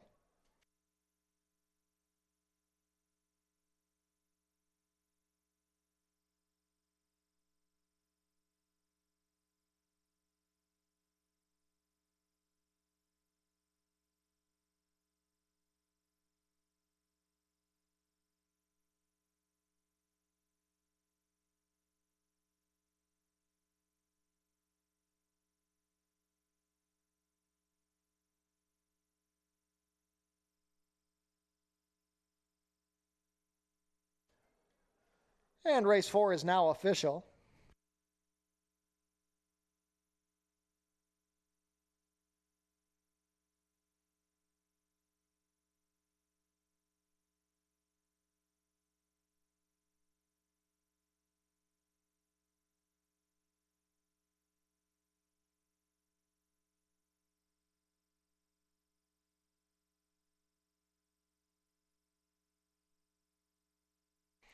Prices are up. Four Beach Friends returns $10.60 to win, $4.30 and $3.10.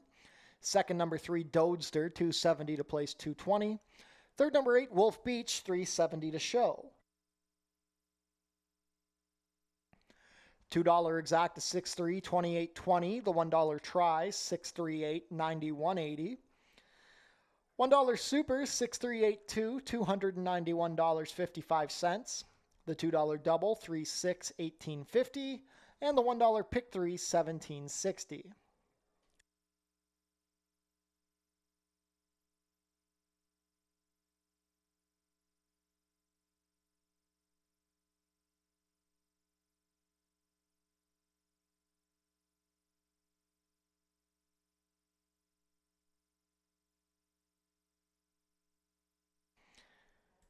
And we'd like to wish a happy 70th birthday to Dawn, celebrating with us here today. Happy birthday, Dawn, from all of your friends and family here at Fort Erie Racetrack.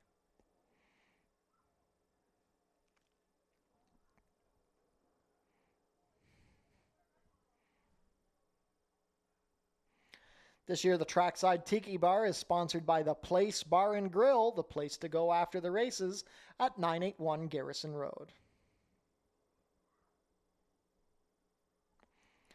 And we'd like to give a shout out to our sponsors at Portage M&A Advisory. You've already made history. Now it's time to make your future.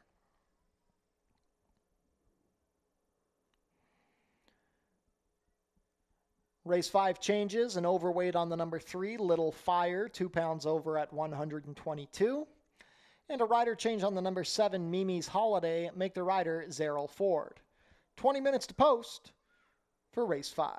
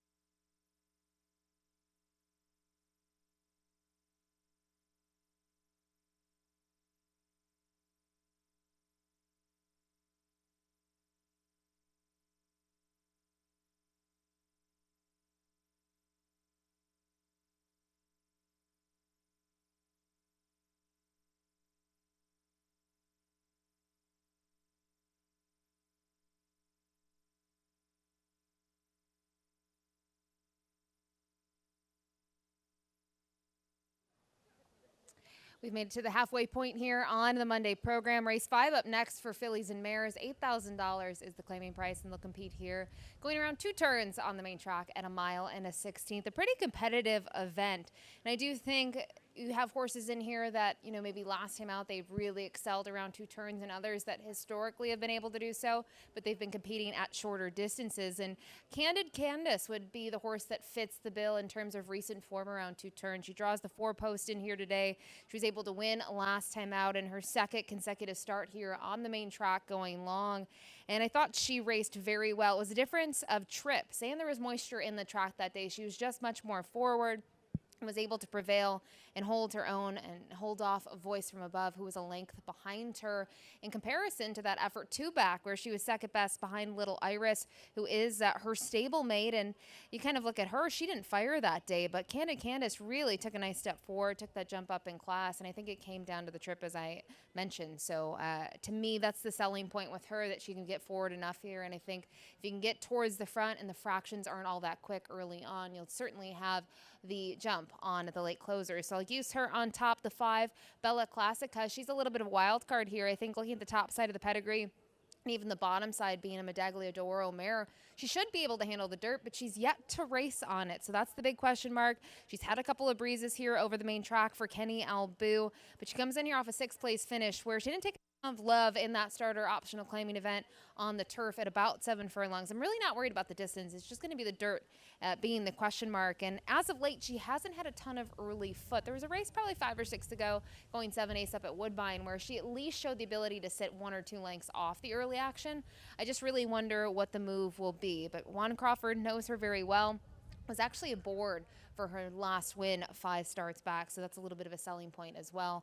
And then finally, the 6, Hot Omelet. Big fan of this mare. She absolutely loves it here at Fort Erie. She's an 8-time winner from 12 starts over the main track. In her most recent race, she was able to win. I thought it was a really great ride from Mikey David, who, played the break well, then made his move with her, and they ended up being much the best. So she technically jumps up a little bit in class today. She's going to stretch back out in distance. And my one knock on her is I just felt like that effort where she went long in her second start off the freshening this year, I wanted to see more from her. And I think part of the problem was she was tracking the pace, and they went 46 and 2 to the half. And I think that's really what took a toll on her. So maybe I'm being a little critical of that. I think the waters are a little bit deeper as well today, but she has proven going around 2 turns, and she is another one that she should get a forward trip. So a little bit of a tricky way here to kick off the late pick 4. I think this is a race where you probably want to use a couple of the fillies and mares here to survive and make it to the next leg.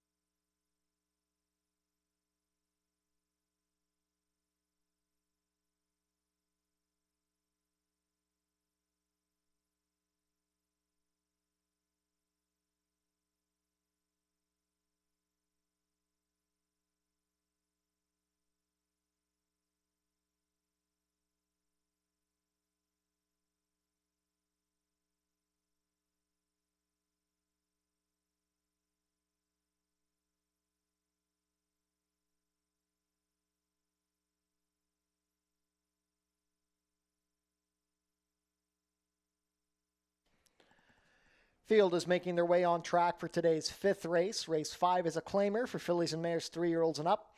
Going for a claiming price of $8,000 down to $7,000, traveling 1 mile and 1/16 over the main track, competing for a purse of $26,550.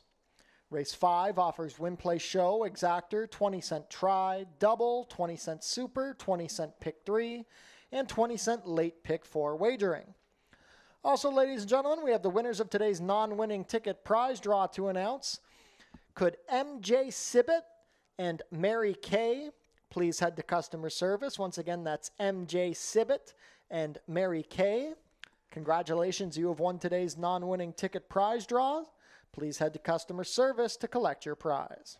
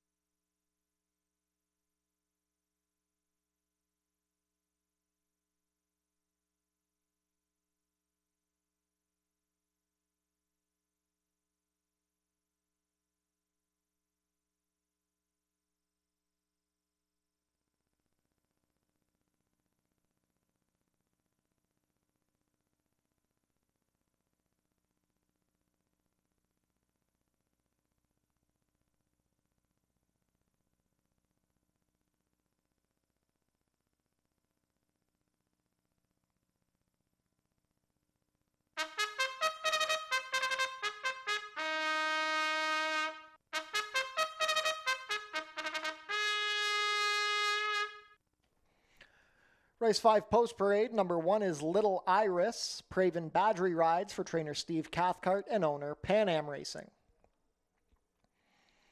Number 2 is Powaka. Kirk Johnson in the saddle for trainer Lindsay Hode and owner Jakara Farms. Number 3 is Little Fire. Steve Jadu in the saddle for trainer Ken Smith, who owns in partnership with Radcliffe Racing Stable.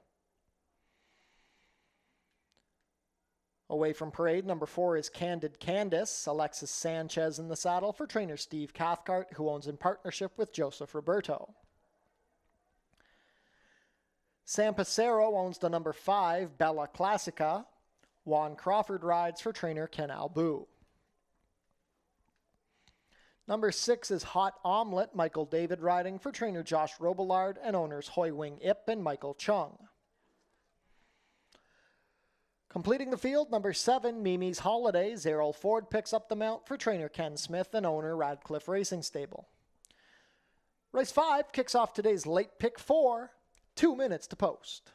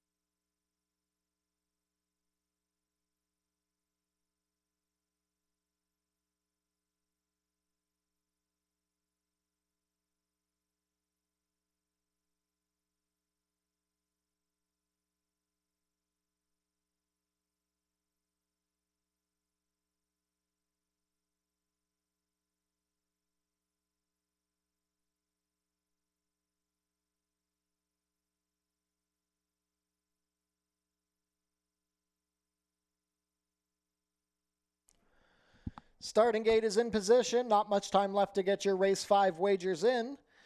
Current favorite at 8 to 5 is the number 5 Bella Classica, 2 to 1 on the 6 Hot Omelet, and 3 to 1 on number 4 Candid Candace. Late pick 4 wagering kicks off here. Last call to get your race 5 wagers in.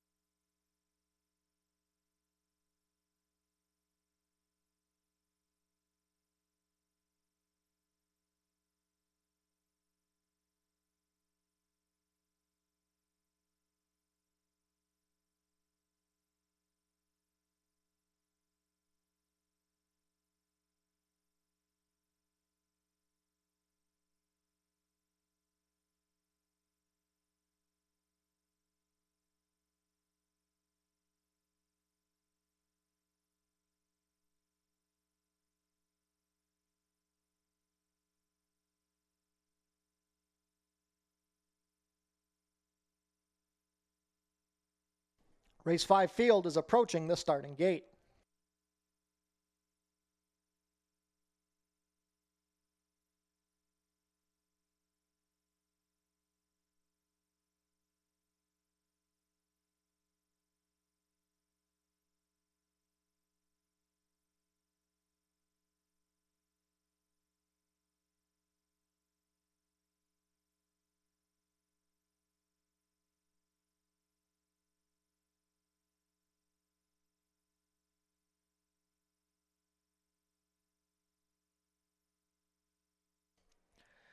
And race 5 field is behind the starting gate. It is now post time.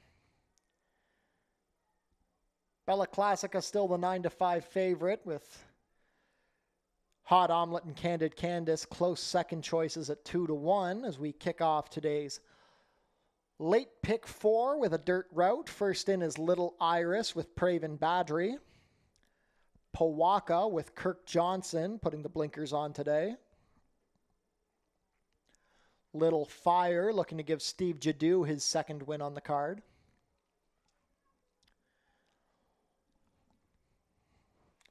Last out winner Candid Candace with Alexis Sanchez.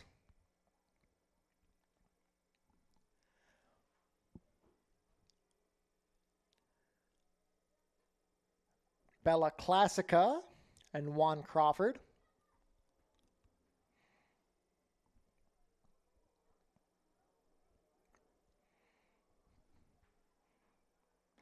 Last out winner Hot Omelet with Michael David. And the last in will be Mimi's Holiday with Zerrell Ford. All set. They're off over the mile 16th. Hot Omelet broke well near the outside towards the rail. Little Iris is ridden along with stablemate Candid Candace to her outside, splitting them as Powaka. Then we have Bella Classica getting away in 5th. The stablemates from the Ken Smith barn take back early. Mimi's Holiday on the outside of Little Fire. They race into the clubhouse turn within the 7 furlong pole. The short lead belongs to Hot Omelet and Michael David. 3 parts of a length to Little Iris and Praven Badri as they complete the first quarter in 24 seconds flat. They turn into the backside and now face the wind. Candid Candace is third, sharing position with Little Iris. Bella Classica and Juan Crawford out wide in 4th. They're now a length better than Powaka in the pink blinkers. It's another 6 back to Little Fire and Mimi's Holiday. Less than 4.5 furlongs to go. A quick half, 47-2. Hot Omelet motoring along on the front end as they race within the half. Little Iris still second on the inside of Candid Candace. Powaka back into 4th past a wide Bella Classica. The trailing duo begin to get closer now. Little Fire on the inside of Mimi's Holiday. Midway round the far turn now, and Hot Omelet is going for broke. She's opened up 4 lengths. She completes 3 quarters in 1:12 flat. Candid Candace now a clear second as Little Iris is squeezed along from third, Powaka fourth, then Little Fire, Bella Classica, and Mimi's Holiday. They reached the head of the lane. It is still Hot Omelet and Michael David well clear. They're up by 5. Candid Candace trying to bridge the gap. A late charge from Little Fire down the far outside, but Hot Omelet is still clear with a 16th to home. It's Hot Omelet and Michael David. Candid Candace not doing enough. What a front end performance by Hot Omelet. Hot Omelet went quick fractions and held them off. Candid Candace second. Then Little Iris, Little Fire, Powaka, Bella Classica, and Mimi's Holiday, 146 and 1.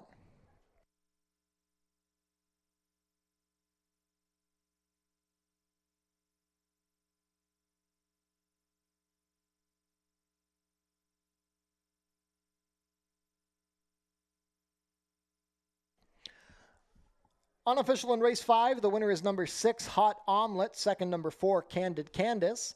Third, number 3, Little Fire. And fourth, number 1, Little Iris. Unofficial race 5 order is 6-4-3-1.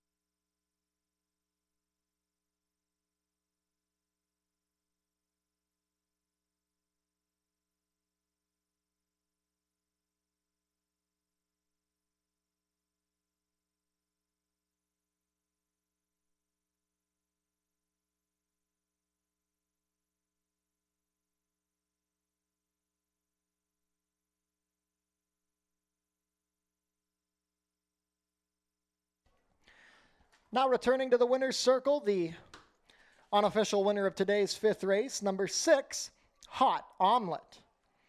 Hot Omelet is a 7-year-old dark bay or brown mare by Jiu Jitsu Jacks out of Cat Dan, bred here in Ontario by Bruno Chickadans. Ridden to victory today by Michael David in front-end fashion, Hot Omelet is trained by Josh Robillard for Hoiwing Ip and Michael Chung. That's 3 wins and 6 starts this season for Hot Omelet, her 11th lifetime win in 38 starts for this hard-knocking 7-year-old mare. She takes them all the way on the front end, completing the 1 mile and 16th in a time of 146 and 1. Congratulations to the connections of Hot Omelet. Hold all tickets until race 5 is made official.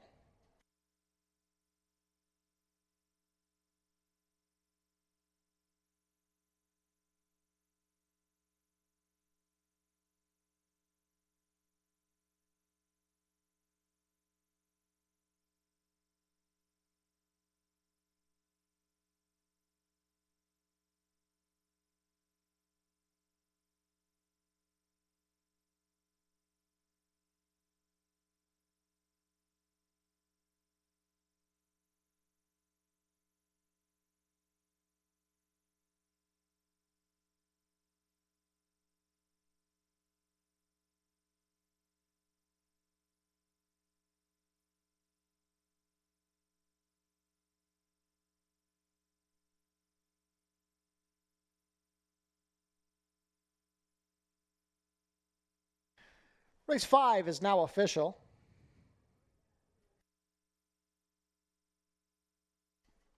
Prices are up. Hot Omelet returns $730 to win, $350 and $280.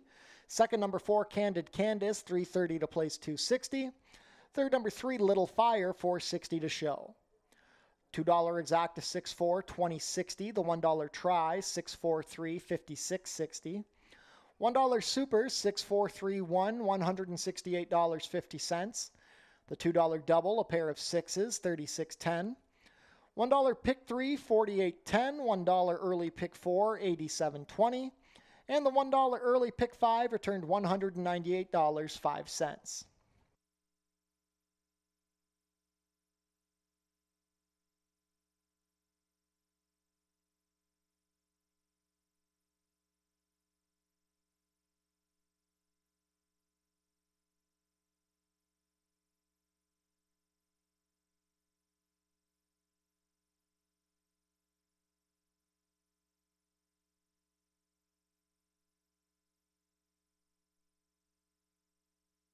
We had a claim out of race 5. The number 5 Bella Classica, claimed by Pan Am Racing, moves to the barn of trainer Steve Cathcart.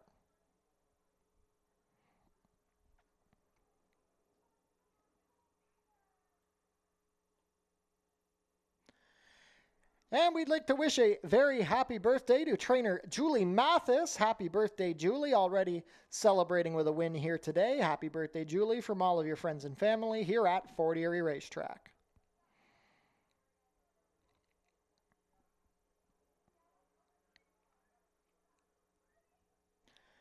And if you're looking to make a fashion statement at the upcoming Prince of Wales Stakes, swing by our customer service booth, which is now selling women's fascinator hats in a variety of colors.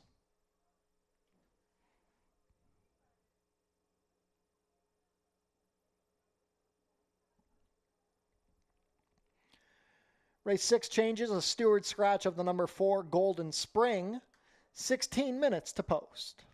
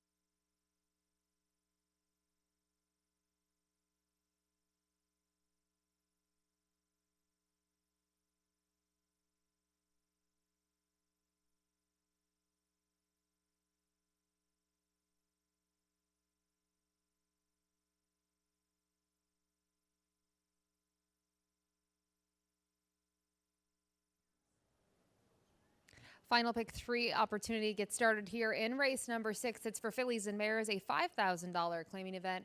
They'll compete here at the 5.5 furlong distance on the main track. A couple of horses got settled out here on the outdoor part of the paddock, that being the one getting ahead, as well as the 6, Nicole's Song. And kind of looking at the one getting ahead, she's my top pick. She's always a little bit of a tightly wound mare. This has always been her since pretty much the first time I spotted her here at Fort Erie. And she acted up a little bit getting the saddle on, but with her, this is the standard behavior. So to me, not alarming at all. And she's really stepped it up in her last 2. She found her friends at that $6,250 claiming ranks. She just wasn't able to punch through. She does take a little bit of a drop today in for 5. She has early foot, inside draw, and I think they're just going to utilize that here. And last time out, I give her some credit. I thought she was going to be able to hold on. She couldn't, but the 2 that finished in front of her are very nice horses, that being Get Out the Vote for John Sims and Ash Carnelli for the Buttygag Barn. I just think the waters were really deep that day. This is softer for her.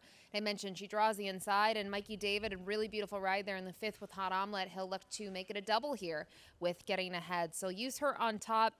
I think our main threat is to her outside, the 2 Ala Turca here for Julie Mathis. This one was second best last time out, but was rolling late in that compact field, beaten by 3/4 of a length as the favorite behind Last Glimmer. For her, maybe it was going a little bit far, but at the same time, she kind of rolls from off of it. And we saw that 3 starts back at the 6 furlong distance where it looked like she was going to be able to get to legs like flatter, and that one was able to hold her own towards the kind of the wire there in deep stretch. So the one thing I don't like about her is her buyers. Her last 2 have been on the lighter side, and that's kind of in contrast to getting ahead, who's gotten better in those last 2. So that's why I gave the other mare the edge over her, but she has races that certainly would be good enough here to put her into the winner's circle.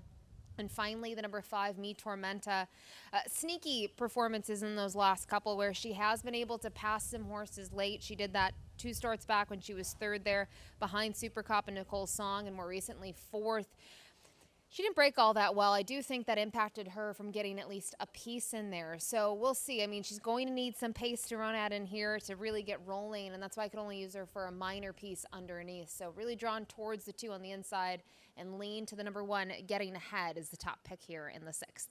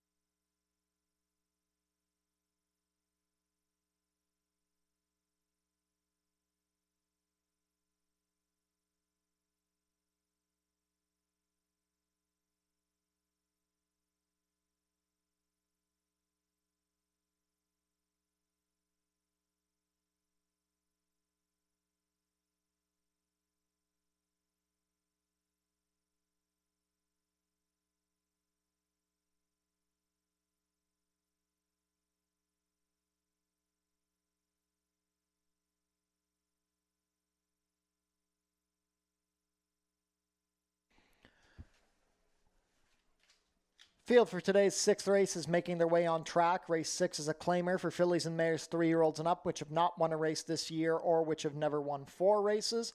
We're going for a claiming price of $5,000 down to $4,750, traveling a distance of 5 1/2 furlongs, competing for a purse of $20,250. Race 6 offers win, play, show, exactor, 20-cent try, double, 20-cent super, and 20-cent pick 3 wagering.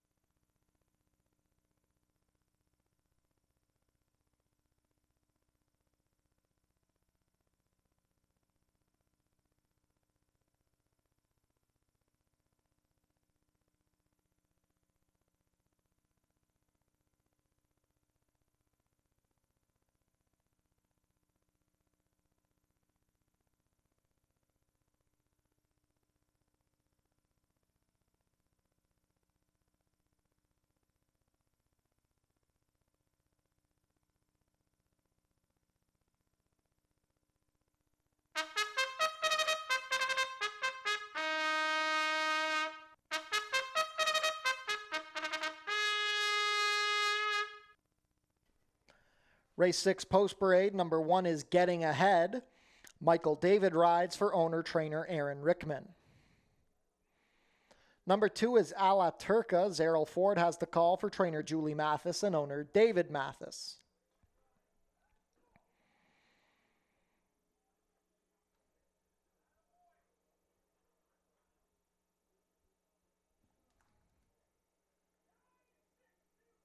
Number 3 is Rifling. Luis Reyes riding for trainer Mike Blake and owners Ascot Stud, Norm Files, and Sean Brinda. Scratch the 4. Number 5 is Me Tormenta. Chad Lee pilots for trainer Lindsay Hode and owner Twin Eagle Stable. Completing the field, number 6, Nicole's Song. Deshaun Gaskin rides for trainer Joe Humber and owner Tessa Passero. 1 minute to post for race 6, final chance to play a pick 3 on today's card.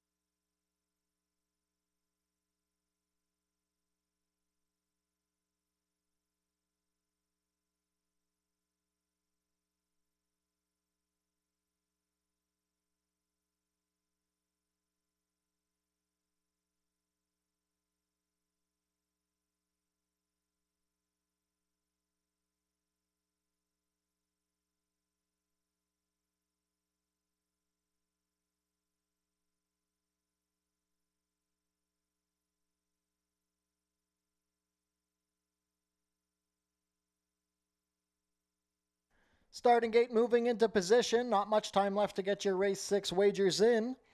Heavy favorite at 3 to 5 is the number 1, Getting Ahead. This is your last chance to play a pick 3 today. Wager now.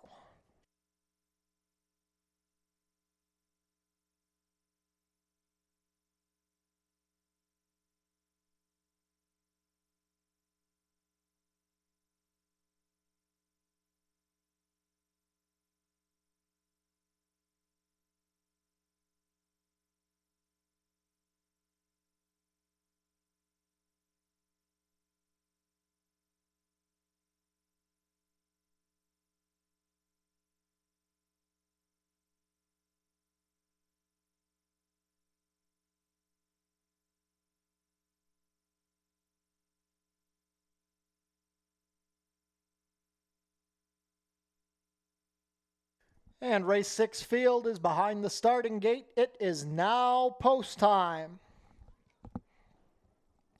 First up will be the 4 to 5 favorite, Getting Ahead, looking to give Michael David back-to-back wins on the card. A La Turca with Zerrell Ford to gate 2.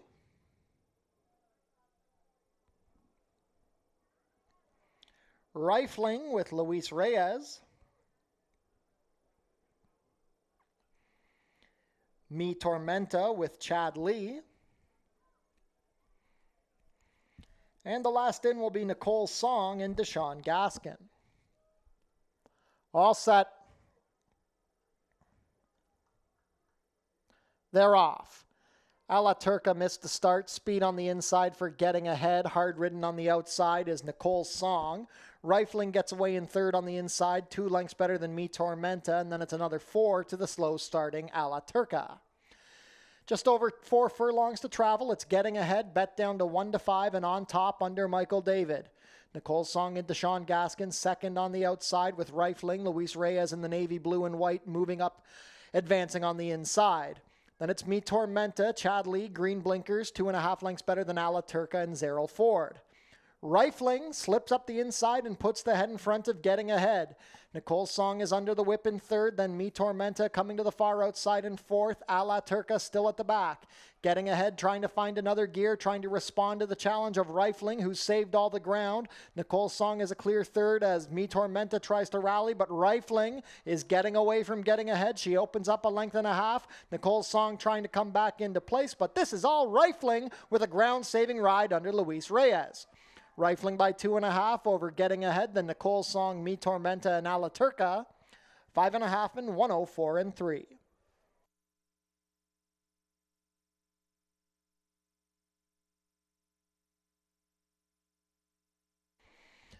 Unofficial in race 6, the winner is number 3, Rifling. Second, number 1, Getting Ahead.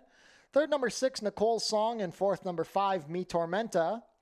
Unofficial race 6 order, 3-1-6-5.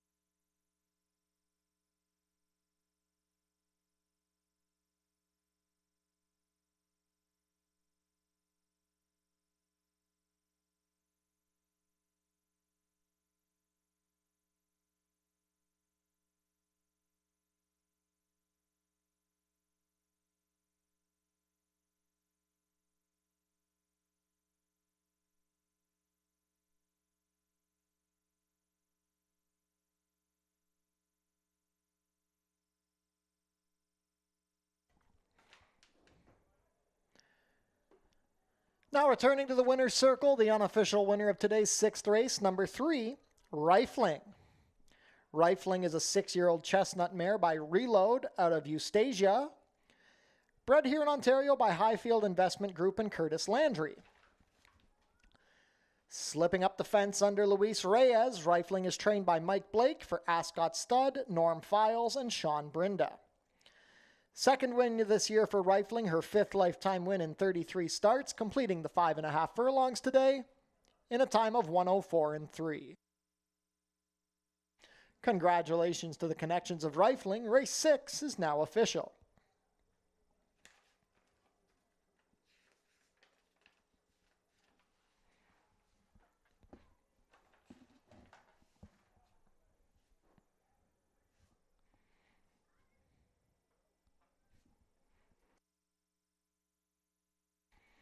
Prices are up. Rifling returns $7.50 to win, 210 and 210. Second, number 1, Getting Ahead, 210 and 210. And third, number 6, Nicole's Song, 220 to show. $2 exacta, 31880. The $1 try, 316 2050. $1 super, 3165 4725. $2 double, 63 2740. And the $1 pick 3, $126.25.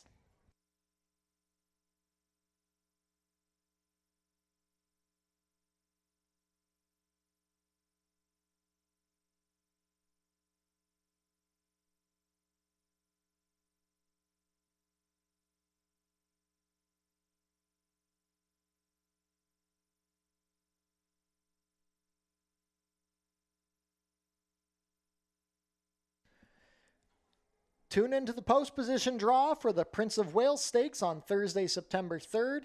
It kicks off at noon, and you can catch the live stream at fortierieracing.com. The Prince of Wales Stakes is fast approaching. Labor Day, September 7th, for the 91st running of the second jewel of the Canadian Triple Crown. This year, the Prince of Wales Stakes purse has been increased to $500,000. There'll be nearly $1 million in prize money up for grabs on Prince of Wales Day.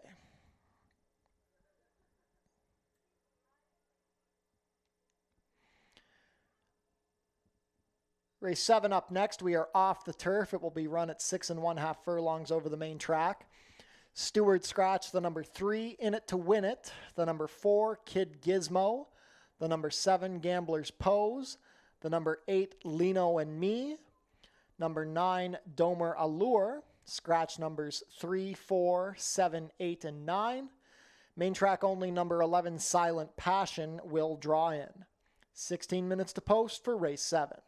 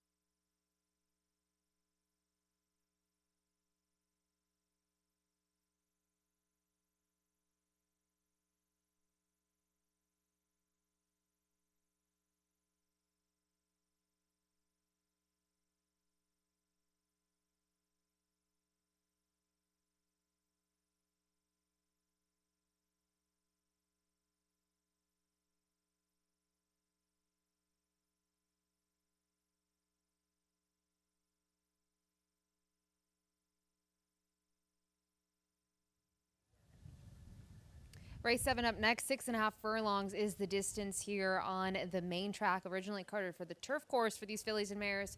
They're in for a claiming price of $6,250. I think typically in a field like this, you probably gravitate right towards the MTOs in here. That would be Silent Passion. I'll use her, but I'll still go to the one, Nice Baby, on top. But it really was a toss-up because in terms of the two starts of Nice Baby this year, I'm not really enamored with them, but I think there are some maybe excuses. She probably needed that race fresh off the layoff against starter optional claiming foes. She showed her early foot, but she did surrender there to finish 5th in a field of 6, beaten by 3 lengths. So, I'm a little forgiving of that. And then you look at the race last time out, and you might see 7th, beaten by 20 1/4. And then you read the run line. She had trouble in there. So I really would draw a line through that race at Finger Lakes. I think it's a very positive sign to see her back in the kind of race day flow here.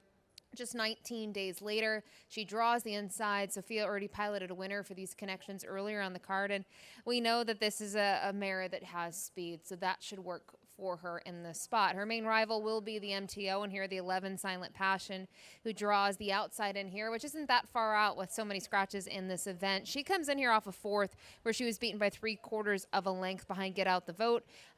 Ash Carnelli and Getting Ahead, who we just saw grab a minor share there in the previous race on today's card. She's very consistent. I really loved the trip 2 back, where on paper it looked like she might get that sweet stalking trip with some pace signed on. I mean, she can be forward, and maybe she was a little too keen in her last start. So I would expect in here, by having the outside, Helen will be able to kind of get the position that she wants early and to ride the race how she sees fit. So you have to respect Silent Passion in this spot.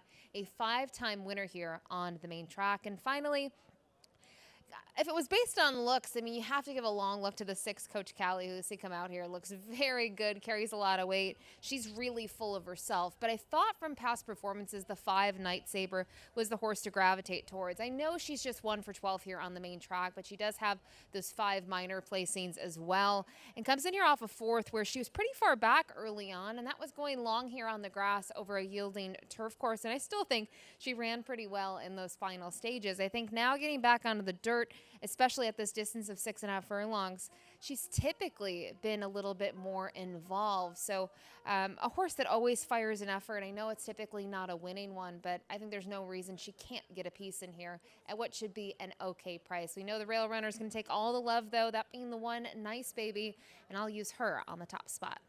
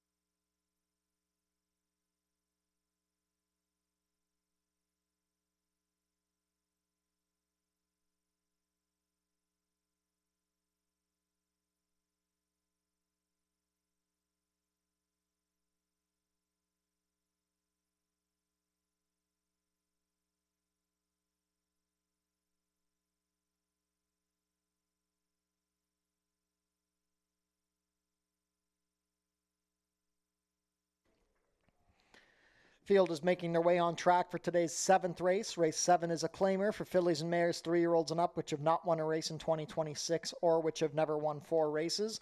We're going for a claiming price of $62.50 down to $6,000. We are off the turf, so this race will now be run at 6 1/2 furlongs over the main track, competing for a purse of $24,375. Race 7 offers win, play, show, exactor, 20-cent try, double, and 20-cent superfecta wagering.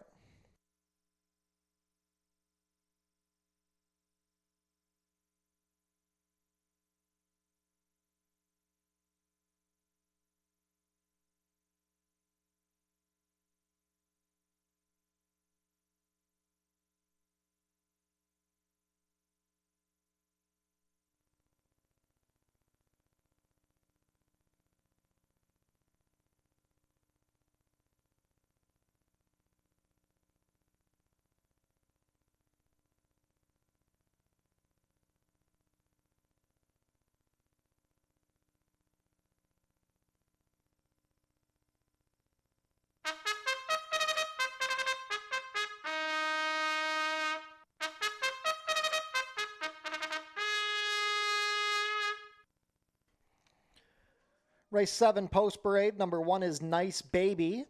Sofia Vives rides for trainer Tony Adamo and owner Icon Racing Stables. Number 2 is My Cash Factor. Mikey David in the saddle. Eric Raganoff trains for Nancy Raganoff. Scratch numbers 3 and 4. Number 5 is Night Saber. Deshaun Bino pilots for owner trainer Barbara Bailey. Number 6 is Coach Kaylee racing for Bruno Schickedans. Chad Lee rides for trainer Julie Mathis. Scratch numbers 7, 8, and 9. Number 10 is No Visor. Edgar Zenteno rides for trainer Lindsay Hode and owner Jakara Farms. Completing the field, number 11, Silent Passion. Helen Vanek riding for trainer Nick Molini Jr. and owner Pasquale Saiva. Late double wagering kicks off here in the 7th.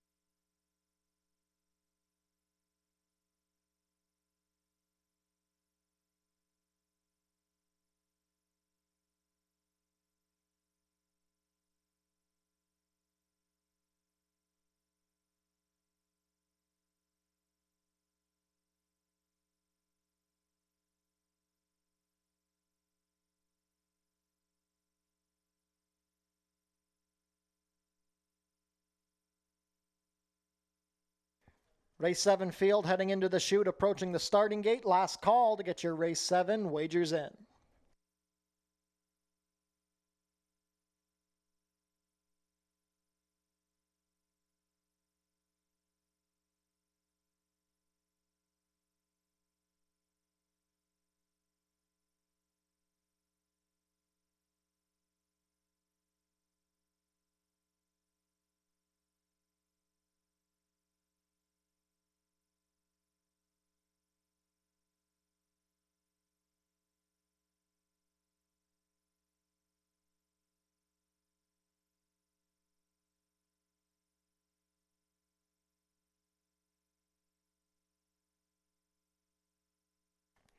Race 7 field set to head behind the starting gate. It is now post time. This race kicks off the late double. 6-5 favorite is the number 1, Nice Baby. Now 7-5. 2-1 on the main track only. Number 11, Silent Passion. So we kick off the late double over 6.5 furlongs. First in will be Nice Baby with Sofia Vives. Vives, Adamo, and Icon looking for their second win on the card. My Cash Factor and Mikey David. Night Saber with Deshaun Bino. Coach Kaylee with Chad Lee.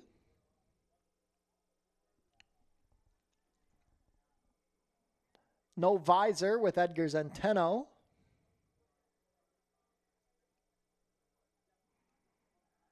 And the last in will be Silent Passion with Helen Vanek. All set.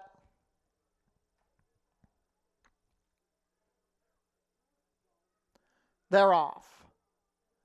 Coach Kaylee and Night Saber both out slowly. Straight to the lead on the inside is Nice Baby, being chased along by My Cash Factor. Silent Passion gets away in third, a length better than No Visor. On the outside, Coach Kaylee is trying to rush into contention, and that leaves Night Saber as the trailer. Less than 5 furlongs to travel. It's Nice Baby and Vives on top, a length to My Cash Factor, completing the opening quarter in 23-3. They bunch up now. Silent Passion is third, bet down to 3-5 with No Visor, fourth down along the inside. Widest on the course is Night Saber, and widest on the course is Coach Kaylee, and Night Saber is still the trailer. They race within the 3, and they begin to spread out a bit now. Nice Baby still has the lead, but My Cash Factor begins to apply pressure, and Silent Passion is cruising up 3 deep. The top 3 have opened up 4 lengths on the trailing 3. Night Saber rallies on the inside of No Visor, and Coach Kaylee is still widest. 47-1 to the half. It's still Nice Baby trying to fend off Silent Passion. With a furlong to go, Silent Passion assumes control at the furlong pole. Nice Baby tries to find more. My Cash Factor running a game 1, getting into second. Then we have Night Saber rallying, but Silent Passion, no doubt about it. Silent Passion and Helen Vanek by 3 over My Cash Factor, Nice Baby. Night Saber, Coach Kaylee, and No Visor. 6.5 and 118-3.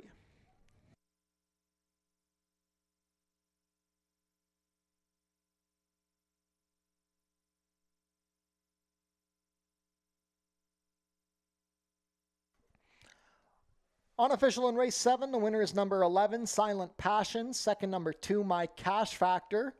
Third, number 1, Nice Baby. And fourth, number 5, Night Saber. Unofficial race 7 order, 11-2-1-5.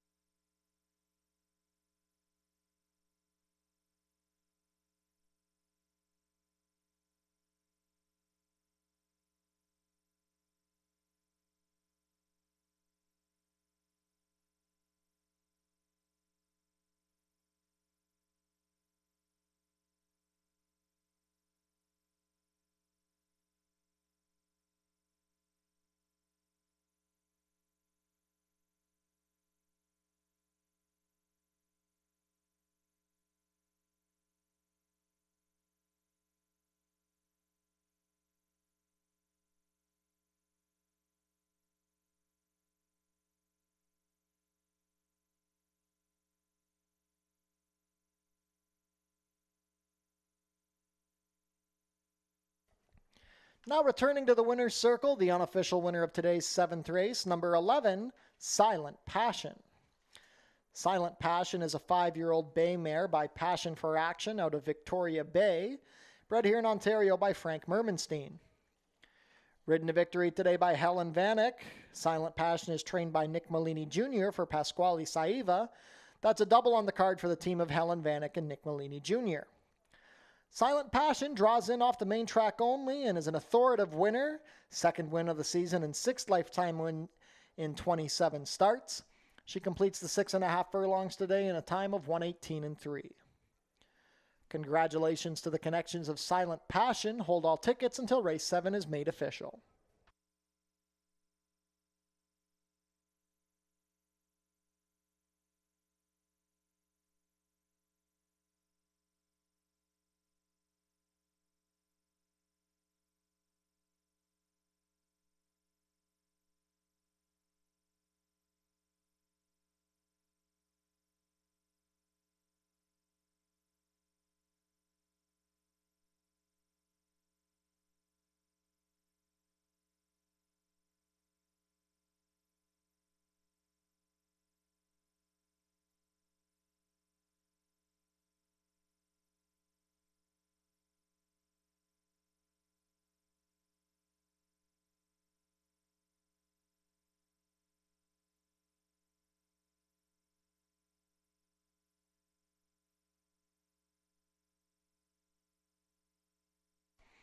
Race 7 is now official.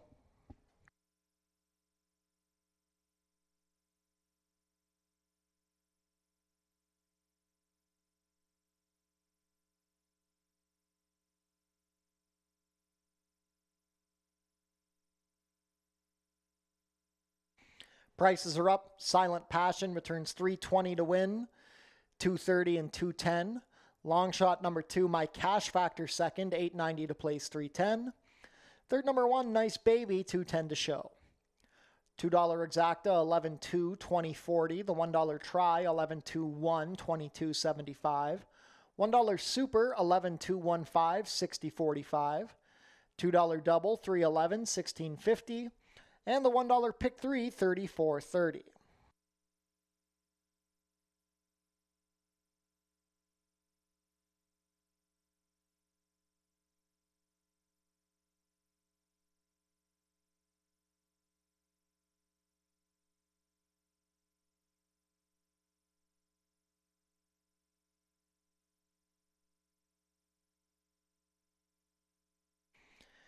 Returning this year for Prince of Wales Day is the fashion contest. The best dressed ladies will win a gift certificate to Lasting Impressions Lifestyle Boutique in Ridgeway.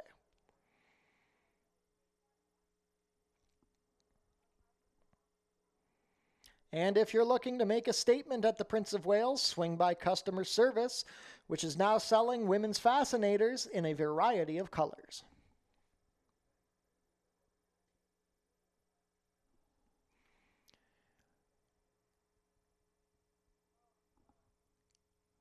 Race 8 closes out the card. Vet scratch the number 8 Paperback Hero, 16 minutes to post.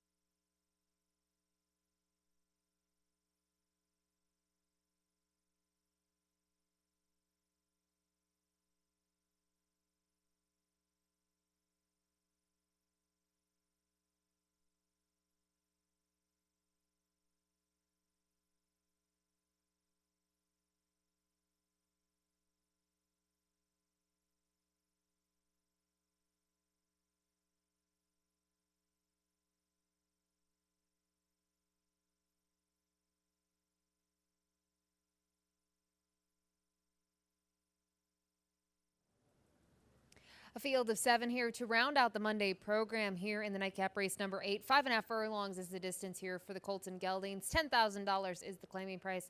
And I mentioned a field of 7. The 8 paperback Hero is out. So that's why we're down 1 in here. Pretty competitive top to bottom. I think we certainly saved the best for last. And it's going to be interesting to see how the betting public handles a couple of horses in here. That includes the number 5 in here, Little Red Domi, who's going to try the dirt for the first time.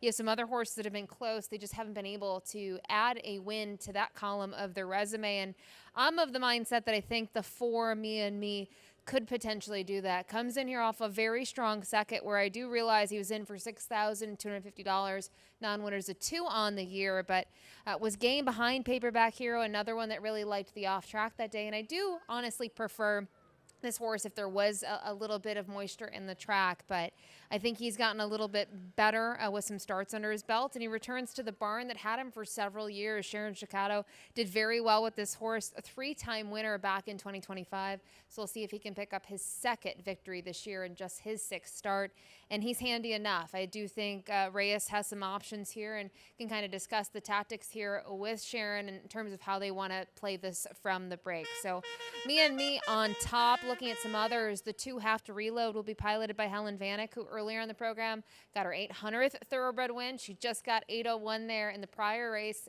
today on the card, and we'll see if she can go 4-3 on the program with this horse who's been ultra game, ultra consistent, and they were much the best last time out. Now, it was a compact field, just of 4 horses in that race, but I thought this horse kind of commanded early and was able to draw clear by 4.5 in front of decent horses. I do think the waters are deeper today, but Have to Reload makes a lot of sense. I do like that he's more towards the inside, and even in his races where he hasn't been able to win, he certainly fights on. So a lot to respect here about the Michael Blake trainee. And then from here, finally rounding it out, the 7 Cooler Man. So this is going to be interesting to see what he can do. A horse that was able to get the right trip last time out. There was speed on paper that included the runner-up Back River. And with this one, I thought it was a beautiful ride that day from Mikey David to just kind of wait and then make the move up the inside. That was key there. Just let the pace develop and roll. Now, that was allowance level non-winners of 3 life. So he's in for a tag today. But I mentioned the waters get deeper. He has to face the older season types in here. And he needs a buyer boost. His buyers are just significantly lighter in those last 2 than others in here. I mean, when we talked about Little Red Domi coming in from Woodbine, got a 77 buyer last time out on the Tapeta. So we'll see what Cooler Man can do here. I do think he's a horse that also benefited from having some time off. He had 3 races in a very short time frame. He was able to come back here on the 11th, and now he's had 2 more weeks to regroup. So we didn't make it easy on you here in the nightcap. A really nice field of 7 here to go to the gate in just a few. Good luck.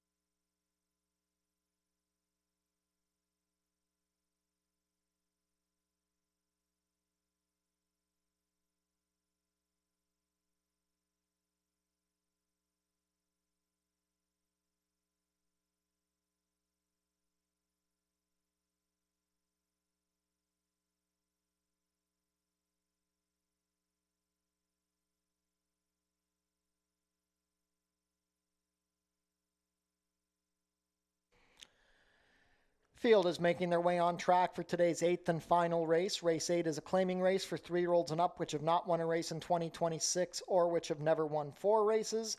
We're going for a claiming price of $10,000 down to $9,000, traveling a distance of 5.5 furlongs, competing for a purse of $28,050. Race 8 offers win, play, show, exactor, 20-cent try, 20-cent super, and 20-cent jackpot high five wagering. And if the jackpot high five is not taken down today, the carryover will be suspended until Prince of Wales Day.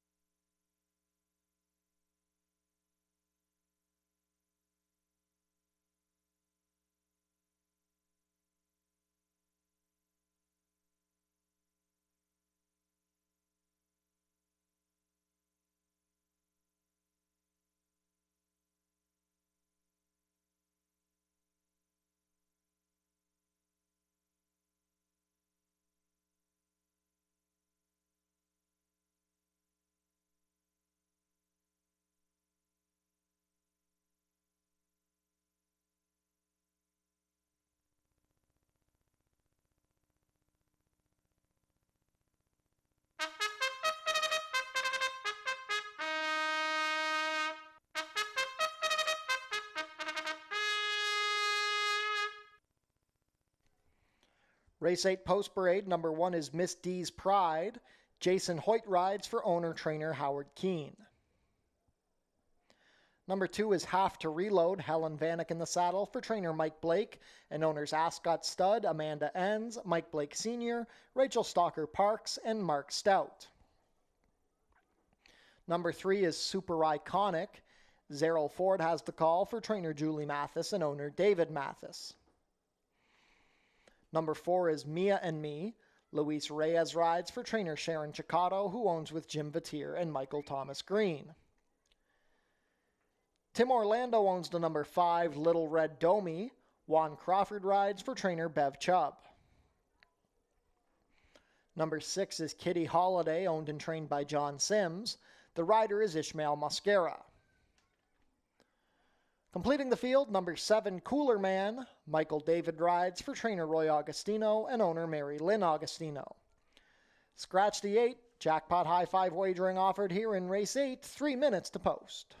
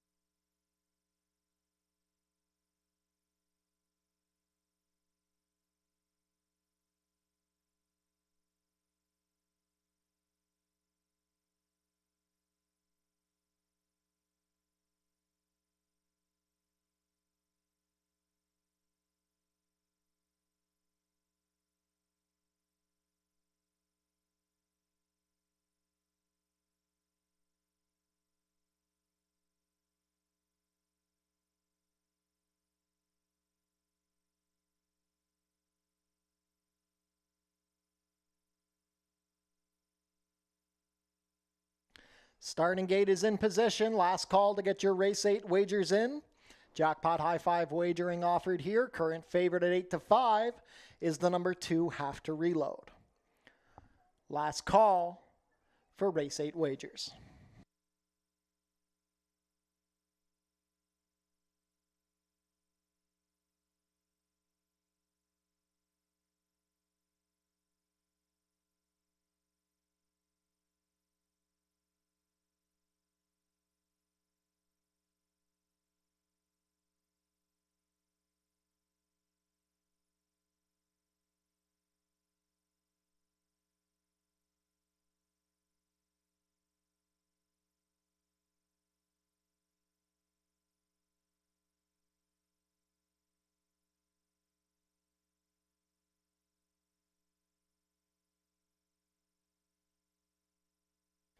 Race 8 field is behind the starting gate. It is now post time.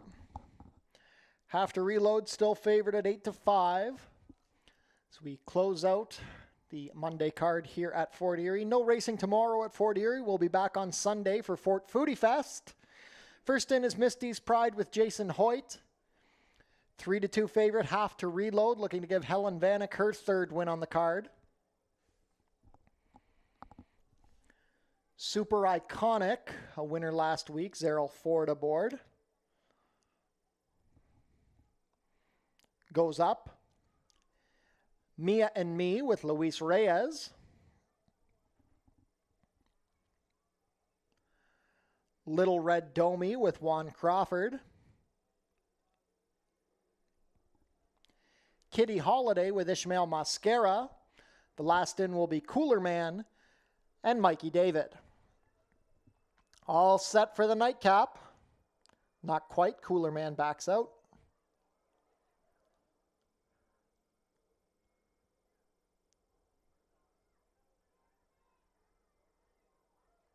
They're off.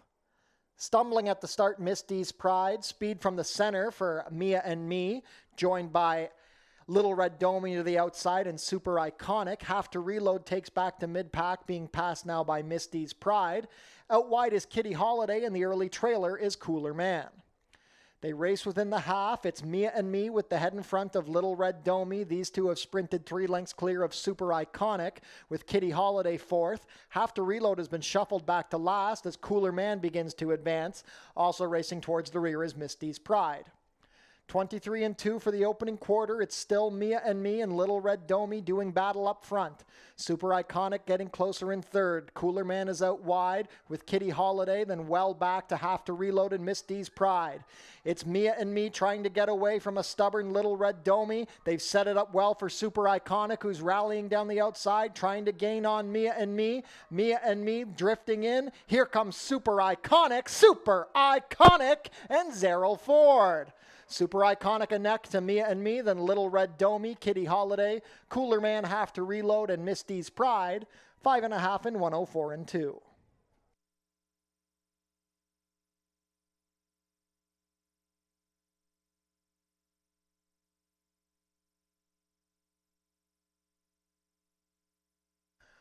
Unofficial in race 8, the winner is number 3, Super Iconic. Second, number 4, Mia and Me. Third, number 5, Little Red Domi. Fourth, number 6, Kitty Holiday. And fifth was number 7, Cooler Man. Unofficial jackpot high five numbers, 3, 4, 5, 6, 7.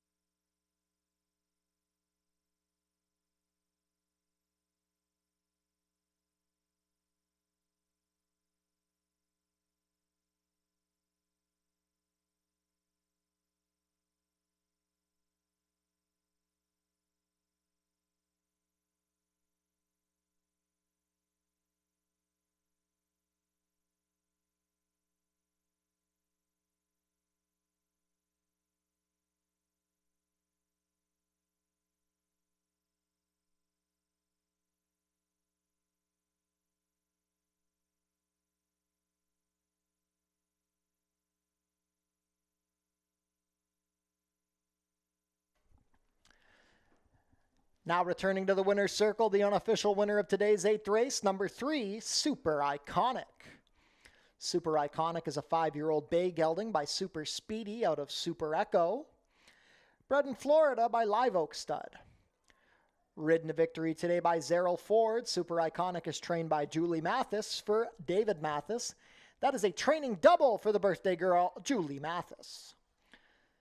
Super Iconic back-to-back wins now. That's his 4th lifetime win in 24 starts. He completes the 5 1/2 furlongs today in a time of 1:04.2. Congratulations to the connections of Super Iconic. Hold all tickets until race 8 is made official.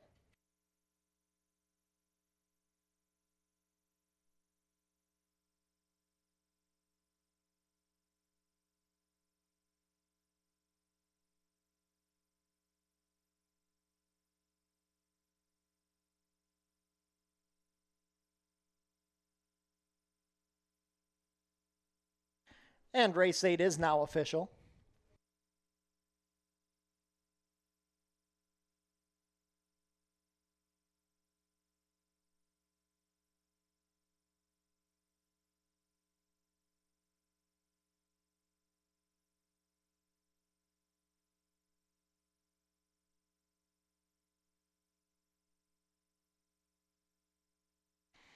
Prices are up. Super Iconic returns $17.20 to win, $7.70 and $5.20. Second, number 4, Mia and Me, $7.60 to place $5. Third, number 5, Little Red Domey, $8.30 to show. $2 Exacta 3-4, $81.50. The $1 Try, 3-4-5, $231.80. $1 Super, 3-4-5-6, $825.80. The $1 High Five, 3, 4, 5, 6, 7, $1,046.70. Multiple winning tickets, so the carryover into Prince of Wales Day will be $14,144.36. And a reminder once again that Jackpot High Five wagering will be suspended until Prince of Wales Day. $2 double, 11.3, 45.70. The $1 pick 3, 56.95. $1 late pick 4, $249.15, and the $1 late pick 5, $1,281.80.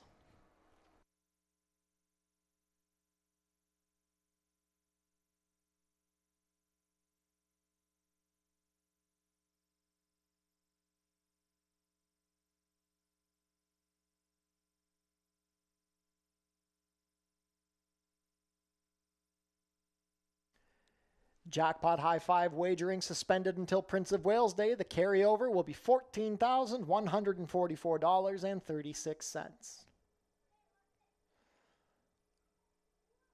Visit our website, FortErieRacing.com, for information about everything going on here at the track. Tune into the pre-race show for info about the track conditions, scratches and changes, handicapping, and info about upcoming races and events. Racing is back next week at Fort Erie, Sunday and Monday. Post time will be 12:15. And be sure to join us on Sunday for Fort Foodie Fest, sponsored by TELUS Pure Fiber Internet, live racing, and the Food Truck Festival coming up on Sunday. Tune into the post-position draw for the Prince of Wales Stakes Thursday, September 3rd at 12 p.m. Catch the live stream at FortErieRacing.com. Tune into Your TV Niagara for the Fort Erie Race Replay Show. Channel 70 HD or 100 Epico, Thursdays at 10:30, Saturdays at 4, and Sundays at noon. And that concludes today's card here from Fort Erie Racetrack. We'd like to thank everybody who joined us here today. We will be back on Sunday for Fort Foodie Fest. There'll be plenty of great racing action and food trucks on site, so be sure to come out. Post time will be 12:15. From all of us here at Fort Erie Racetrack, have a lovely rest of your Monday night and have a great week.